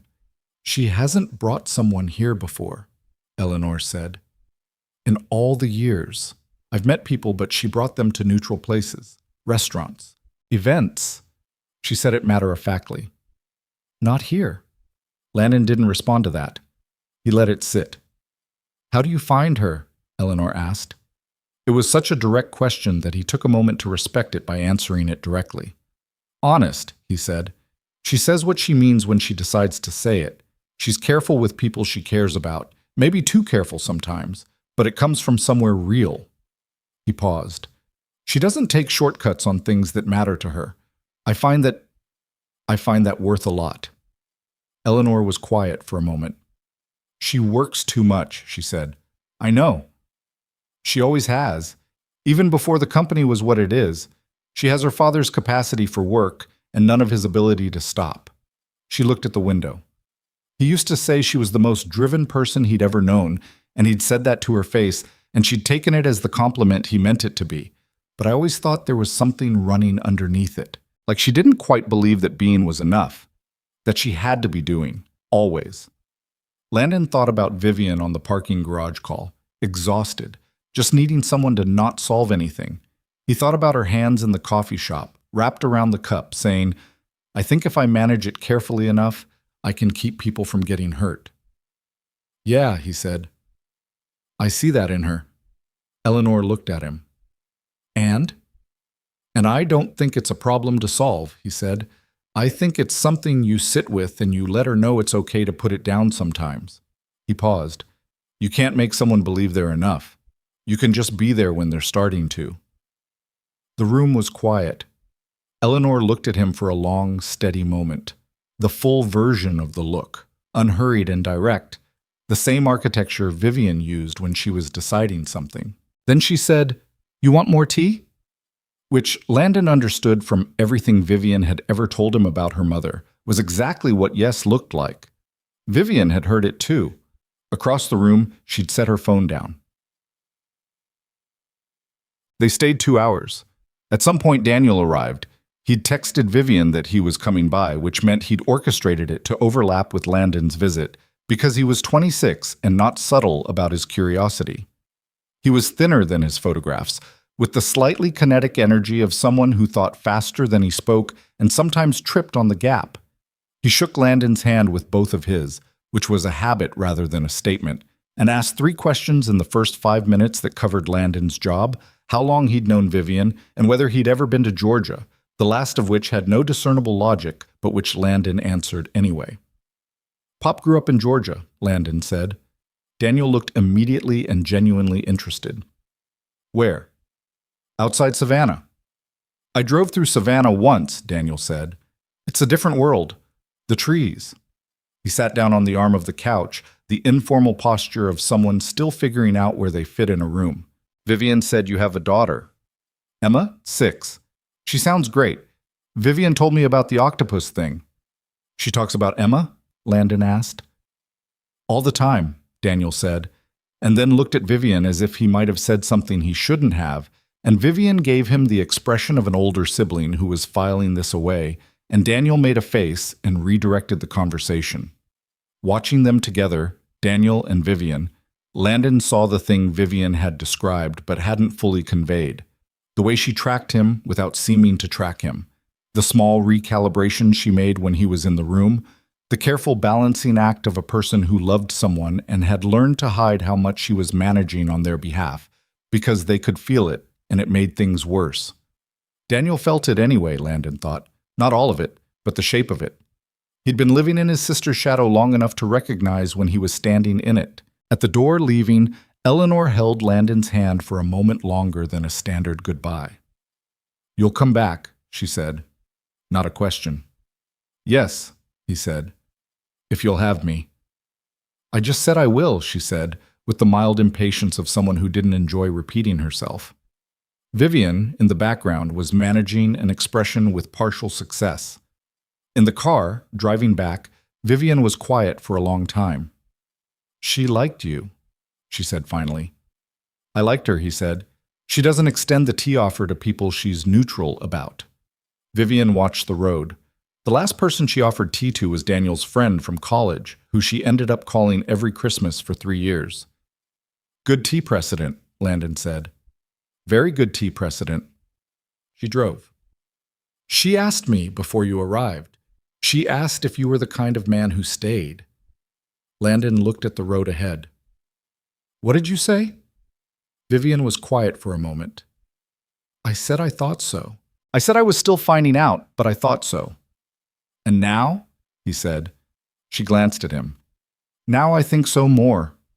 He looked out the window at the city moving past.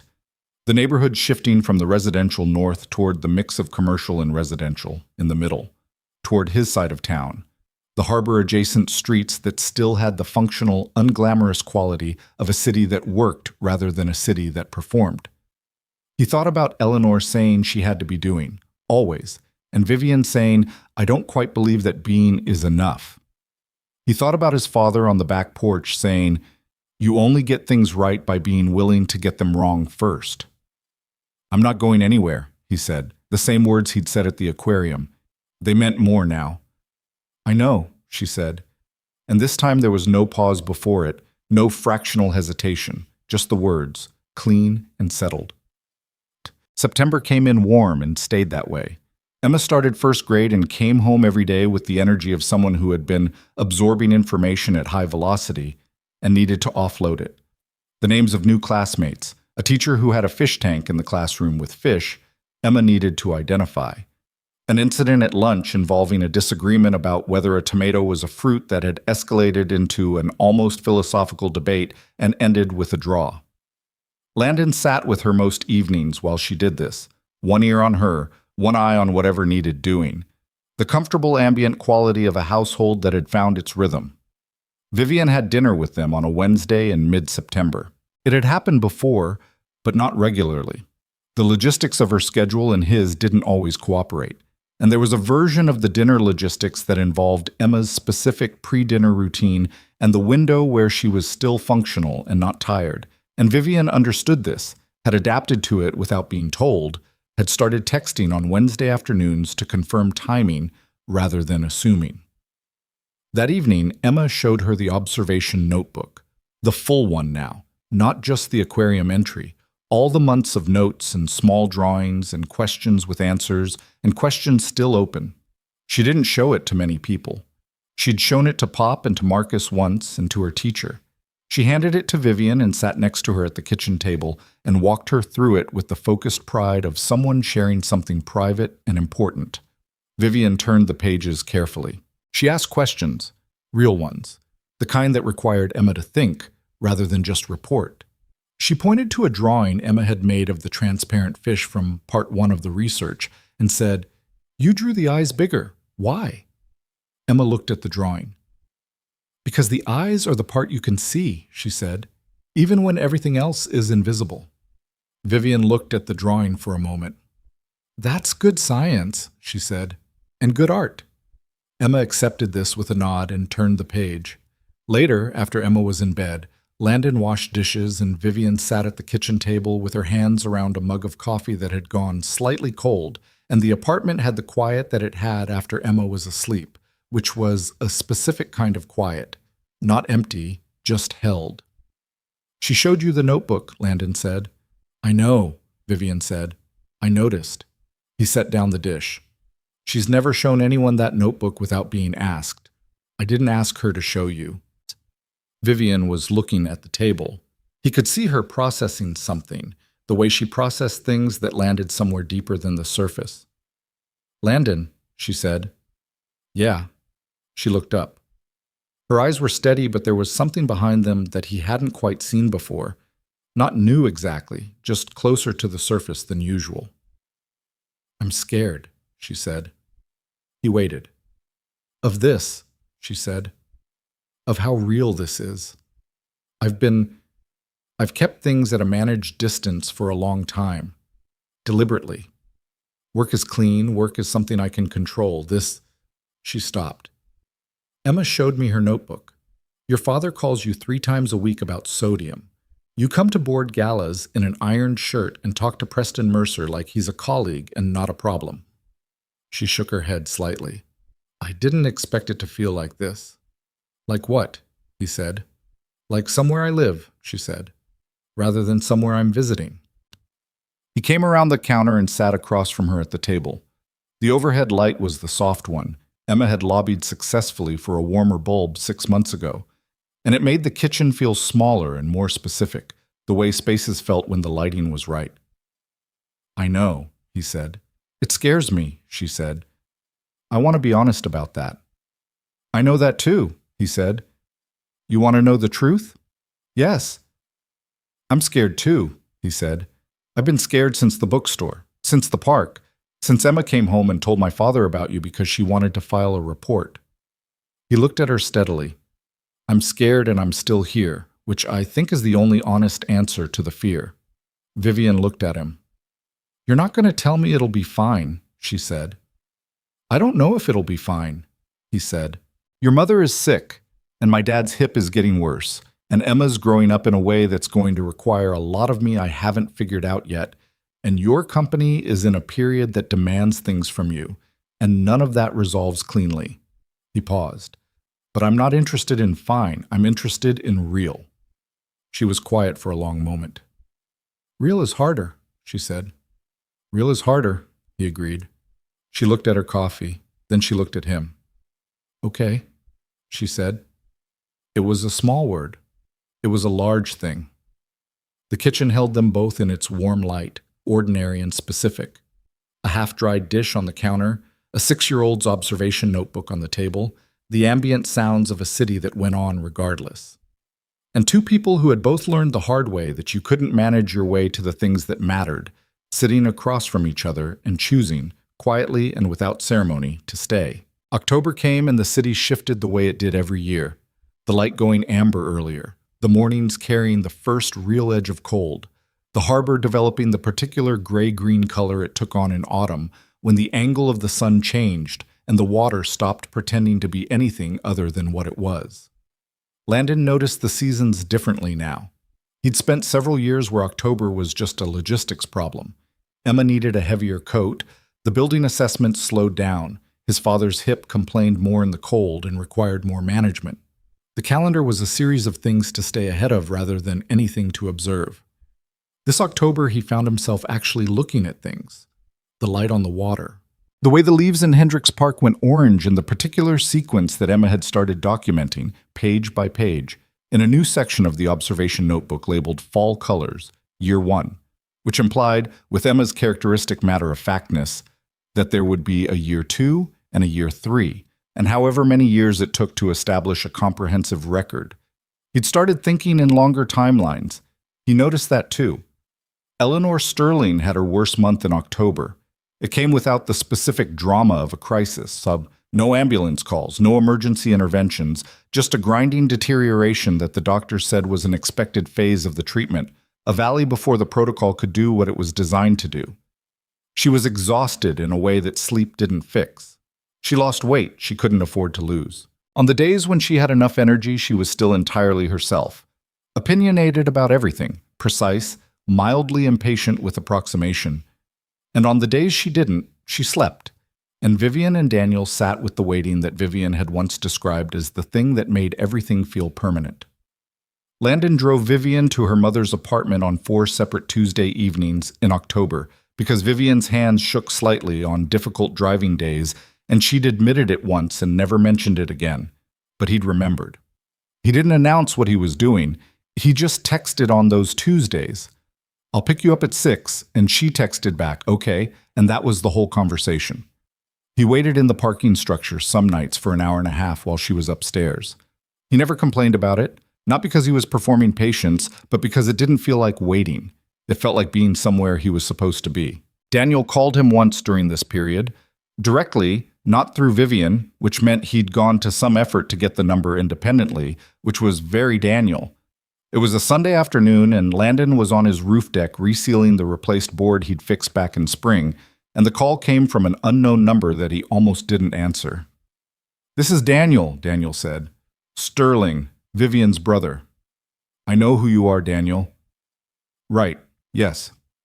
A pause, the gap where Daniel organized himself. I don't have a specific thing to say. I wanted to call because my mother told me to, and because I also wanted to for my own reasons." "Okay," Landon said. "My mother said to tell you that the tea she gave you in August was her good tea," Daniel said. "She wants me to make sure you understand that. She has 2 kinds, and she gave you the good one." Landon set down the sealant brush. "I appreciate that." "She doesn't give everyone the good tea. She gave my college roommate the regular tea for 3 years." "I know, Vivian told me about the tea system." "Okay, so you understand the significance." Daniel paused.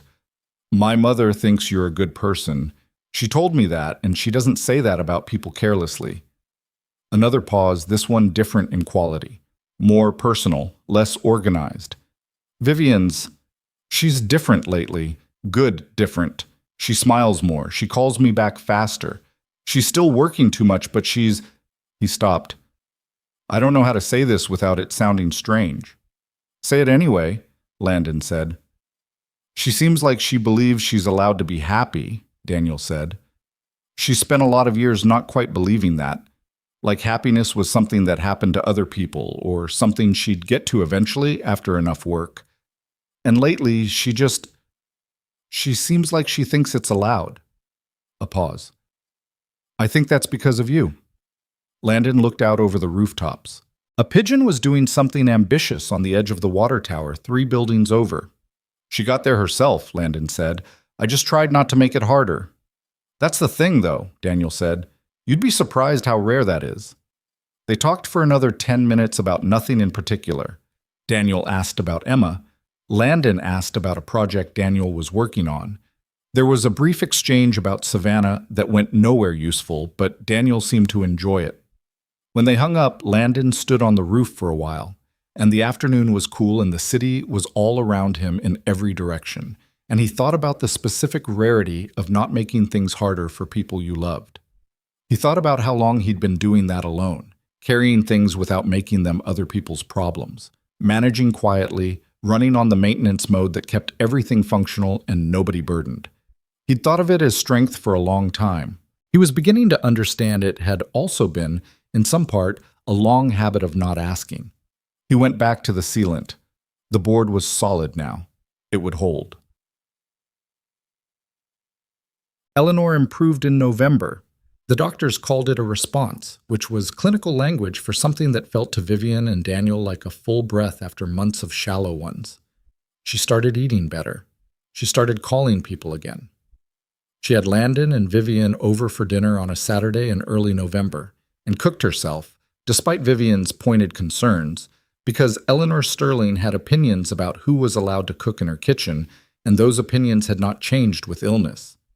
She made soup from a recipe she'd had for 40 years, which she described as adjusted over time, but which Daniel, under his breath, described as basically different every time because she cooks by feeling, not measurement. The soup was excellent. Landon said so, and Eleanor said, I know. And Vivian looked at the ceiling briefly. Afterward, while Vivian helped clear the table, a negotiation that had taken several minutes, Eleanor yielding exactly as much ground as she chose to, and not a millimeter more, Eleanor sat with Landon in the living room with her tea and asked him questions with the unhurried directness of someone who had stopped pretending that time was infinite and had decided to use the time she had for things that mattered. She asked about his mother. He talked about her, a woman who'd died when Landon was 21, a school teacher who'd had her own particular stubbornness about things she believed in, who'd taught Landon to read and then spent years somewhat exasperated by how much he read and how little he talked about it. Eleanor listened without interruption, which was not her natural mode, and when he finished, she said, She sounds like someone who prepared you on purpose. I think she did, he said. Good mothers do that, Eleanor said. She looked at her tea. I tried to do that with Vivian. Whether I got it right is above my authority to judge. You got some things very right, Landon said. Eleanor looked at him. Name one. She watches how people treat people who can't do anything for them, he said. She learned that from somewhere. Eleanor was quiet for a moment. Her expression was composed in the way of someone who felt something and had decided not to look away from it. Her father did that, she said. He was the one who put that in her first. She looked at the window. He would have liked you. It was simply said, not performed, and it landed the way simple, true things landed, without ceremony, with weight. I hope so, Landon said. From the kitchen, Vivian and Daniel's voices rose briefly in the specific register of siblings disagreeing about something domestic and minor, then settled. Eleanor looked toward the kitchen and then back at Landon with a small expression that was partly amusement and partly something older and more complicated. She's going to fight you sometimes, Eleanor said, not because she's difficult, because she's spent so long being the one who held things together that letting someone help it requires her to do something she was never taught to do. Ask, Landon said. Ask, Eleanor confirmed, and believe the answer. I know, he said. We're working on it. So is she, Eleanor said. More than she tells you. He believed that. He filed it away not as a problem to solve, but as something to hold, the way you held information about a structure's history, not to alarm you, but to inform your understanding of why it carried its weight the way it did. The anniversary arrived on a Tuesday in early December, exactly 1 year from the night at Tidal. Landon had thought about how to mark it and had arrived at the conclusion that marking it too deliberately would be its own kind of performance. Vivian was not a grand gesture person. She was a specific thing person. The distinction mattered. Emma was with Pop for the night, which Pop had arranged with the timing of someone who had been briefed, almost certainly by Emma herself, who had been tracking the anniversary with the diligence she brought to significant events, and had informed Pop 2 weeks earlier that a particular Tuesday in December was important, and she needed to be at his house. "She planned this?" Vivian asked, when Landon explained it. "She planned this," Landon confirmed. "She's 7 now. She turned 7 in March, and she's been getting more organized ever since." They went back to Tidal, which had been Vivian's suggestion, offered in a text so casual that it was clearly something she'd been thinking about for a while. "Are you sentimental enough to want to go back to that restaurant?" He'd replied, "I'm sentimental about specific things. That's one of them." She'd replied, "Same table if they have it." They had the same table. The harbor was dark outside, December now, the water heavier and the city lights reflecting differently on choppy water than they had on rain-wet glass. The young waiter from a year ago was gone. Promoted, the hostess said, to a different location. Their waiter tonight was older, more efficient, less anxious. Things changed and things stayed the same, and the space between those two facts was where most of life happened. They ordered. Vivian asked about the fish again, the same questions, and Landon watched her listen to the answers with the same real attention she'd given them a year ago, and thought that this was one of the things about her he'd never quite gotten used to. The consistency of her attention, the way it didn't dim with familiarity. A lot of people paid attention until they thought they understood you, and then the attention became less necessary. Vivian paid attention like it was the point, not the means. The food was good. The conversation came easily, the way conversations came when you'd had hundreds of them and had stopped tracking whether they were going well. They talked about Eleanor's improvement and about Daniel's new job prospect that had him cautiously optimistic and therefore managing his optimism with great effort, and about Emma's latest ocean question. This week's had been whether fish slept, which had led Landon down a research path about unihemispheric sleep and rest cycles that he'd found genuinely fascinating and reported to Emma in more detail than she'd asked for, and she'd said, "I only needed the short answer, Daddy," which was fair. They talked about the year, not in a formal way, not a review, just the natural conversation that happened when two people who had been through a lot of things together looked back without needing to make it significant. The board meeting and Mercer backing down. The aquarium and the octopus, and Emma announcing she knows things with the gravity of a decree. The parking garage calls and the roof deck, and between the lines and the coffee shop on Ashford Street that had become theirs in the way that places became yours without a formal declaration. Eleanor's tea. The gala. The Wednesday kitchen in September when Vivian had said, "I'm scared," and Landon had said, "I know, me too," and neither of them had pretended that away. "What did you think?" Vivian said. "That night, when I walked in and said that." He looked at her. "About your eyes?" "Yes." He thought about it honestly. "I thought you were strange," he said. "In a good way. I thought you were the kind of person who said the thing they were actually thinking instead of the thing they were supposed to say. And I thought that was either going to be very interesting or very complicated." "And?" "Both," he said. She smiled. "What else?" "I thought you'd been carrying something," he said. "I didn't know what, but the way you said it, like you'd noticed something you hadn't expected to notice and you were reporting it before you could think better of it, like it had gotten out before the management system caught up." She looked at him. "You got all of that from 4 words." "I got a feeling from 4 words," he said. "I spent the next 6 hours confirming it." She looked down at the table for a moment. Then she reached into her bag, the same bag, he noticed, same black leather, slightly more worn, and took out a small envelope, the size of a note card, and set it on the table. He looked at it. "Open it," she said. Inside was a small piece of stiff card stock, The kind you'd find in a quality stationery set, with 4 words written in Vivian's handwriting. Spare and legible, no excess flourish. She wrote like she talked. You have kind eyes. He looked at it for a moment, then he looked at her. I've been thinking about why I said that, she said. For a year, on and off, I've been thinking about what the actual thing was underneath it. She was looking at the card in his hand. I walked in and you'd been waiting and I told you what I expected, that you'd be irritated, that I'd get some version of the face that people made when they'd wasted their time on you. She paused. But you just looked at me like a person, not like a name, not like a problem, not like something to decide about, just like a person who had arrived. You had arrived, he said. I know, she said, but you didn't make me pay for arriving late. You didn't make me earn back the ground I'd lost. She looked at him steadily. I'd spent so long in rooms where everything was transactional, where people looked at me and calculated, that I'd almost forgotten what it felt like to be just looked at.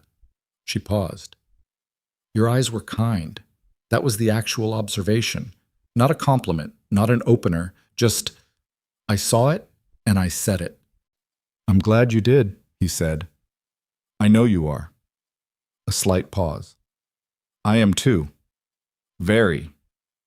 He set the card down carefully on the table between them. A year ago, he'd been sitting at this table counting minutes and rehearsing exits. He'd been tired in a way he'd stopped tracking because tracking it didn't help. He'd been doing the math on solo parenting and aging parents, and a professional life that was fine but not particularly alive, and he'd been arriving at numbers that added up correctly but didn't amount to anything that felt like what was supposed to be possible. He thought about what he'd tell himself if he could go back to that man with the straight silverware and the phone face down and the 5 more minutes resignation. He thought he'd say, wait. Not because something magical was coming, not because the universe was arranging things for a reason, but because the thing that was about to walk through that door was real, imperfect and complicated, and sometimes scared and occasionally too managing and not always easy, and real was worth waiting for. The world didn't owe anyone easy. Easy was just the version of things where you stopped paying attention. Real required your full presence, your patience on the days when patience cost you something, your willingness to sit in the difficult parts without immediately trying to fix them. He'd spent a lot of years being good at the hard parts alone. He hadn't known, until this year, how different the hard parts felt when you weren't doing them by yourself. After dinner, they walked along the harbor. It was cold enough that Vivian had her coat pulled tight, and Landon's breath showed in the air, and the harbor was dark and significant beside them, the way large bodies of water were significant at night when you couldn't see where they ended. The dock lights threw their orange reflections on the water the same as they had a year ago. Some things recurred regardless of what had changed around them. Emma told me something last week, Vivian said. What? She told me that I was her person. She said it the way you said something you'd been turning over, trying to figure out the right setting to say it in.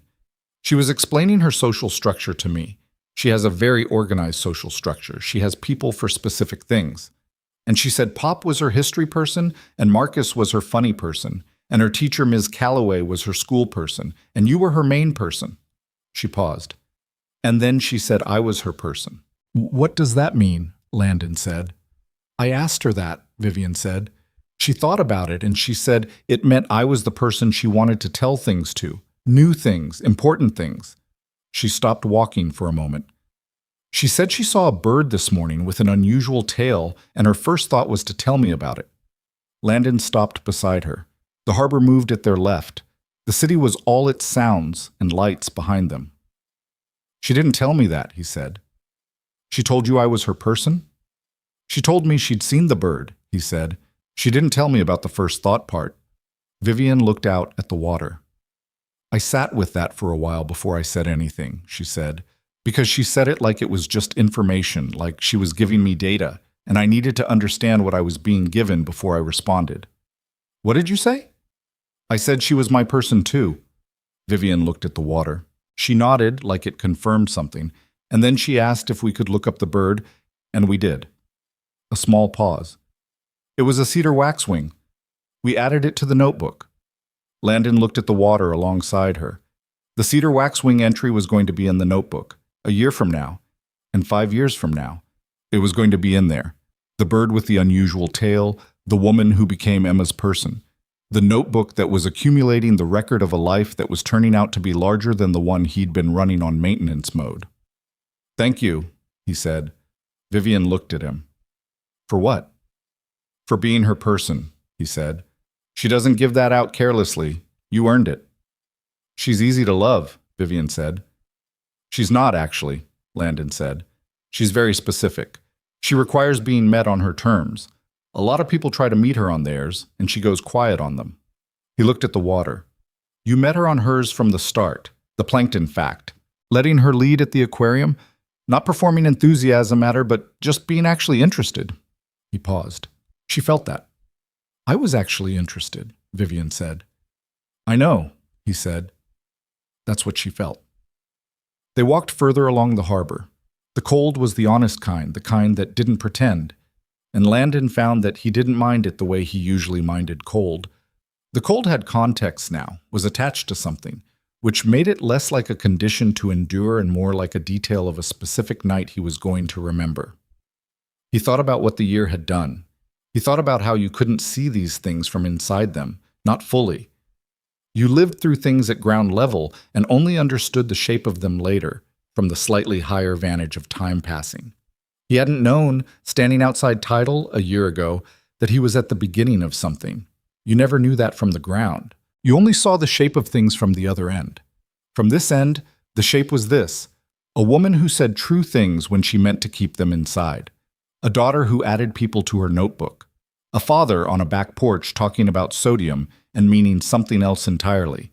A bookstore on Ashford Street and an aquarium on a Saturday and a parking garage call at 3 a.m. and 4 words on a note card that had accumulated a year's worth of meaning since the first time they were spoken. It wasn't the life he'd been planning. He'd stopped planning around year 3 of solo parenting, when he'd understood that plans were just maps, and maps were not the terrain. The terrain required something else: attention, adjustment, the willingness to keep moving without being certain where you were going. He'd been moving, and the moving had brought him here. He didn't know if he believed that things worked out for a reason. He'd seen enough structures fail to know that the universe didn't particularly favor the careful or the good. It was indifferent in the way that physics was indifferent, operating by its own rules regardless of who was standing in the building. What he believed was that how you moved through things shaped what you arrived at, that the patient accumulation of honest choices had a direction to it, even when you couldn't see the direction from inside the choosing. He'd been patient, not perfectly. He'd lost his patience at his father about the sodium more times than he could count, and he'd been short with Emma on bad nights, and he'd had the fight with Vivian about the gala that had been necessary and uncomfortable and real. But underneath the imperfections, underneath the flatness of the maintenance mode years, he'd kept something intact, some core of how he chose to be in the world, present, honest, not making things harder for people than they already were. He hadn't known that was worth anything to anyone. It turned out it was worth everything to one specific person. Vivian stopped walking. They were at the far end of the harbor walk, where the path curved and the dock lights were farther apart, and the water was darker and louder. She stopped and turned toward him, and her face in the low light was the face he'd been learning for a year. Not the public face, not the professional face, not even the careful social face. Just hers. The actual one. "I want to say something," she said. "Okay," he said. "I've been thinking about how to say it for a while," she said. "I've drafted it, which is embarrassing. I draft things when I'm trying to get them exactly right, and I'm worried the first version will be wrong." "What's the drafted version?" She almost smiled. "Too long. Too organized." She looked at the water briefly and then back at him. "The honest version is this. I spent a long time believing that the way I lived, keeping things managed, keeping people at a distance I could control, being the person who handled things so that things were handled, I spent a long time believing that was just who I was. Not a choice. A nature." She paused. "It took until this year to understand it was a choice. A very old choice that I'd made so long ago I'd forgotten making it." "What changed?" he said. "You didn't ask me to be different," she said. "You never asked me to manage less or be less or make myself smaller. You stayed. You drove on Tuesdays without making it a thing. You came to the gala in your ironed shirt and talked to Preston Mercer like he was just a person in a room. She shook her head slightly. You let my mother give you the good tea and you understood what it meant. You listened to Daniel ramble about Savannah for 10 minutes because he needed to. She stopped. You were just present, quietly, consistently present. And that turns out to be the thing that I didn't know I needed, the thing I didn't know how to ask for. Landon was looking at her steadily. I love you, she said. I want to be clear about that. I'm not saying it as a conclusion to an argument. I'm saying it because it's what I mean, and I've been saying every other version of it for months, and this is just the accurate version. He looked at her in the low harbor light, the dark coat, the cold-making color in her face, the eyes that were exactly what he'd seen across the restaurant a year ago, except that now he knew what was behind them, the history and the fear and the precision and the care and the quick, real smile that still happened faster than she could manage it. I love you, he said. I've known it for a while. I wasn't sure it was the right time to say it. When were you going to say it? When you did, he said. She looked at him. That's terrible planning. I know, he said. What if I'd been slower? I'd have waited, he said. Obviously. She shook her head, but the smile was there. The real one. The one that arrived before she'd decided to let it. She reached up and fixed his collar, the way Emma had done before the gala, the specific gesture of someone who was paying attention to a specific person. And he stood still for it, and the harbor moved beside them, cold and dark and full of things doing exactly what they needed to do. In the spring, Eleanor came with them to Hendricks Park. She walked slowly and required 2 rest stops and had opinions about the bench surfaces that she communicated to Vivian in a running commentary. But she was there, in the afternoon light, watching Emma lead the expedition the way Emma always led expeditions.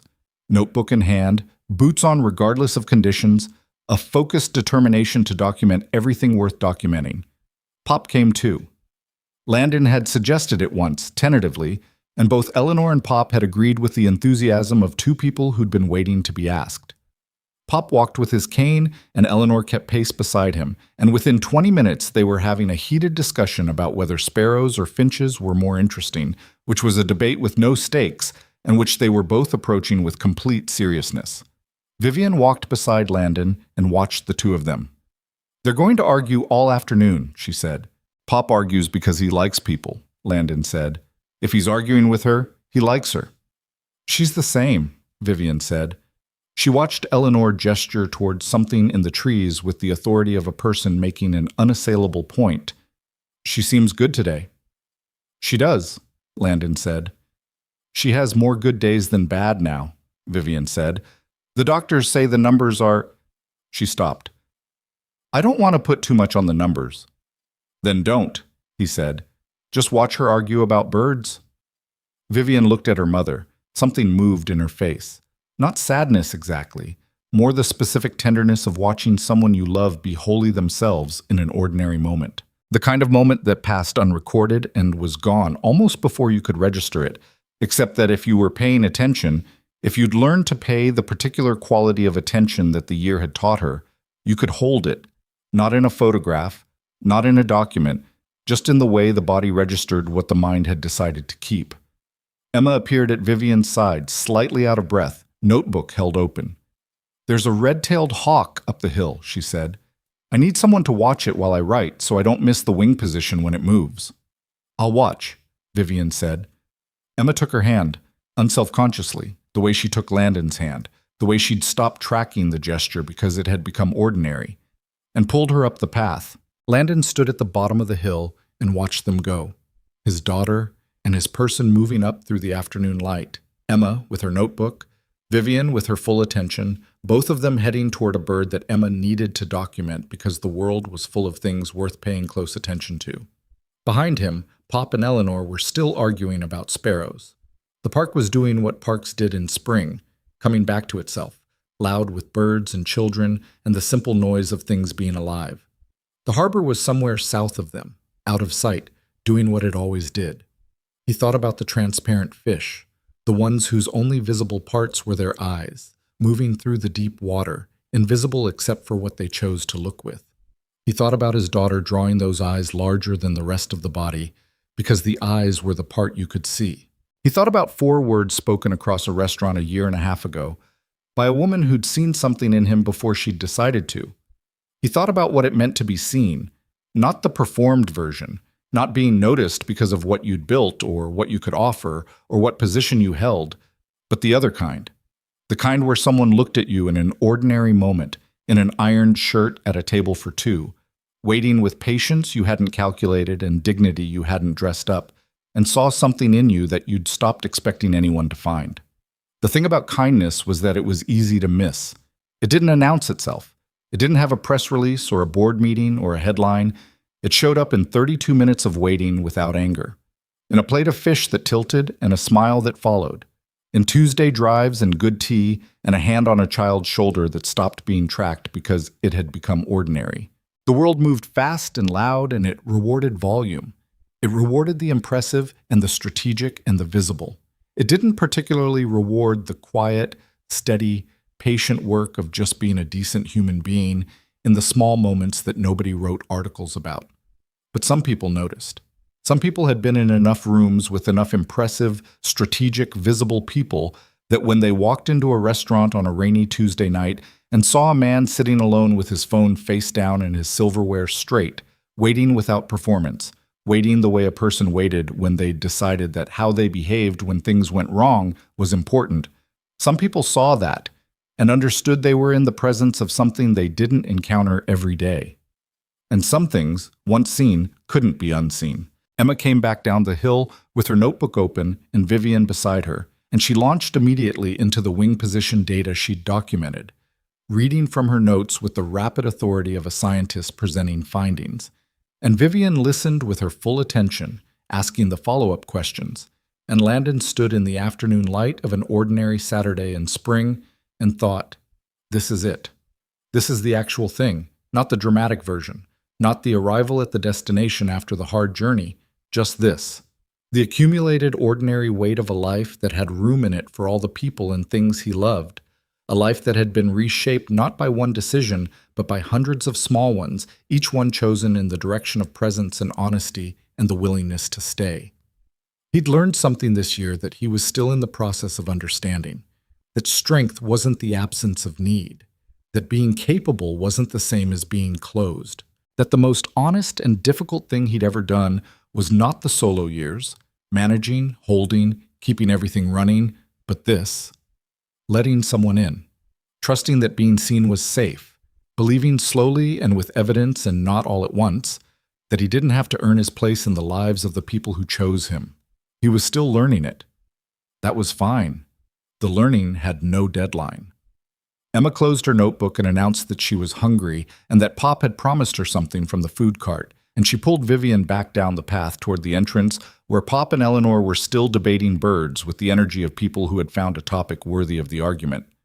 The park folded them all in together, the old man with the cane and the woman who'd outfought a disease that had no particular reason to cooperate, and the girl who documented everything worth documenting, and the woman who'd learned, slowly, to put down the management and just live. And Landon Hayes, 33 years old now, structural engineer, single father, a man who ironed his own shirts and made grilled cheese with room-temperature butter and drove on Tuesdays without making it a thing, a man who had been quietly decent in a world that didn't always make room for quiet decency, watched his people move through the afternoon and felt, with the particular force of simple true things, that he was exactly where he was supposed to be. Not because it had been arranged, not because it had been easy, because he'd stayed. Because she'd said you have kind eyes before she'd decided to, and he'd waited 5 more minutes before he hadn't, and the door had opened, and everything that followed had been the work and the difficulty and the ordinary gorgeous accumulation of 2 people choosing every day to show up for each other. That was the whole story. That was enough. That was, it turned out, everything.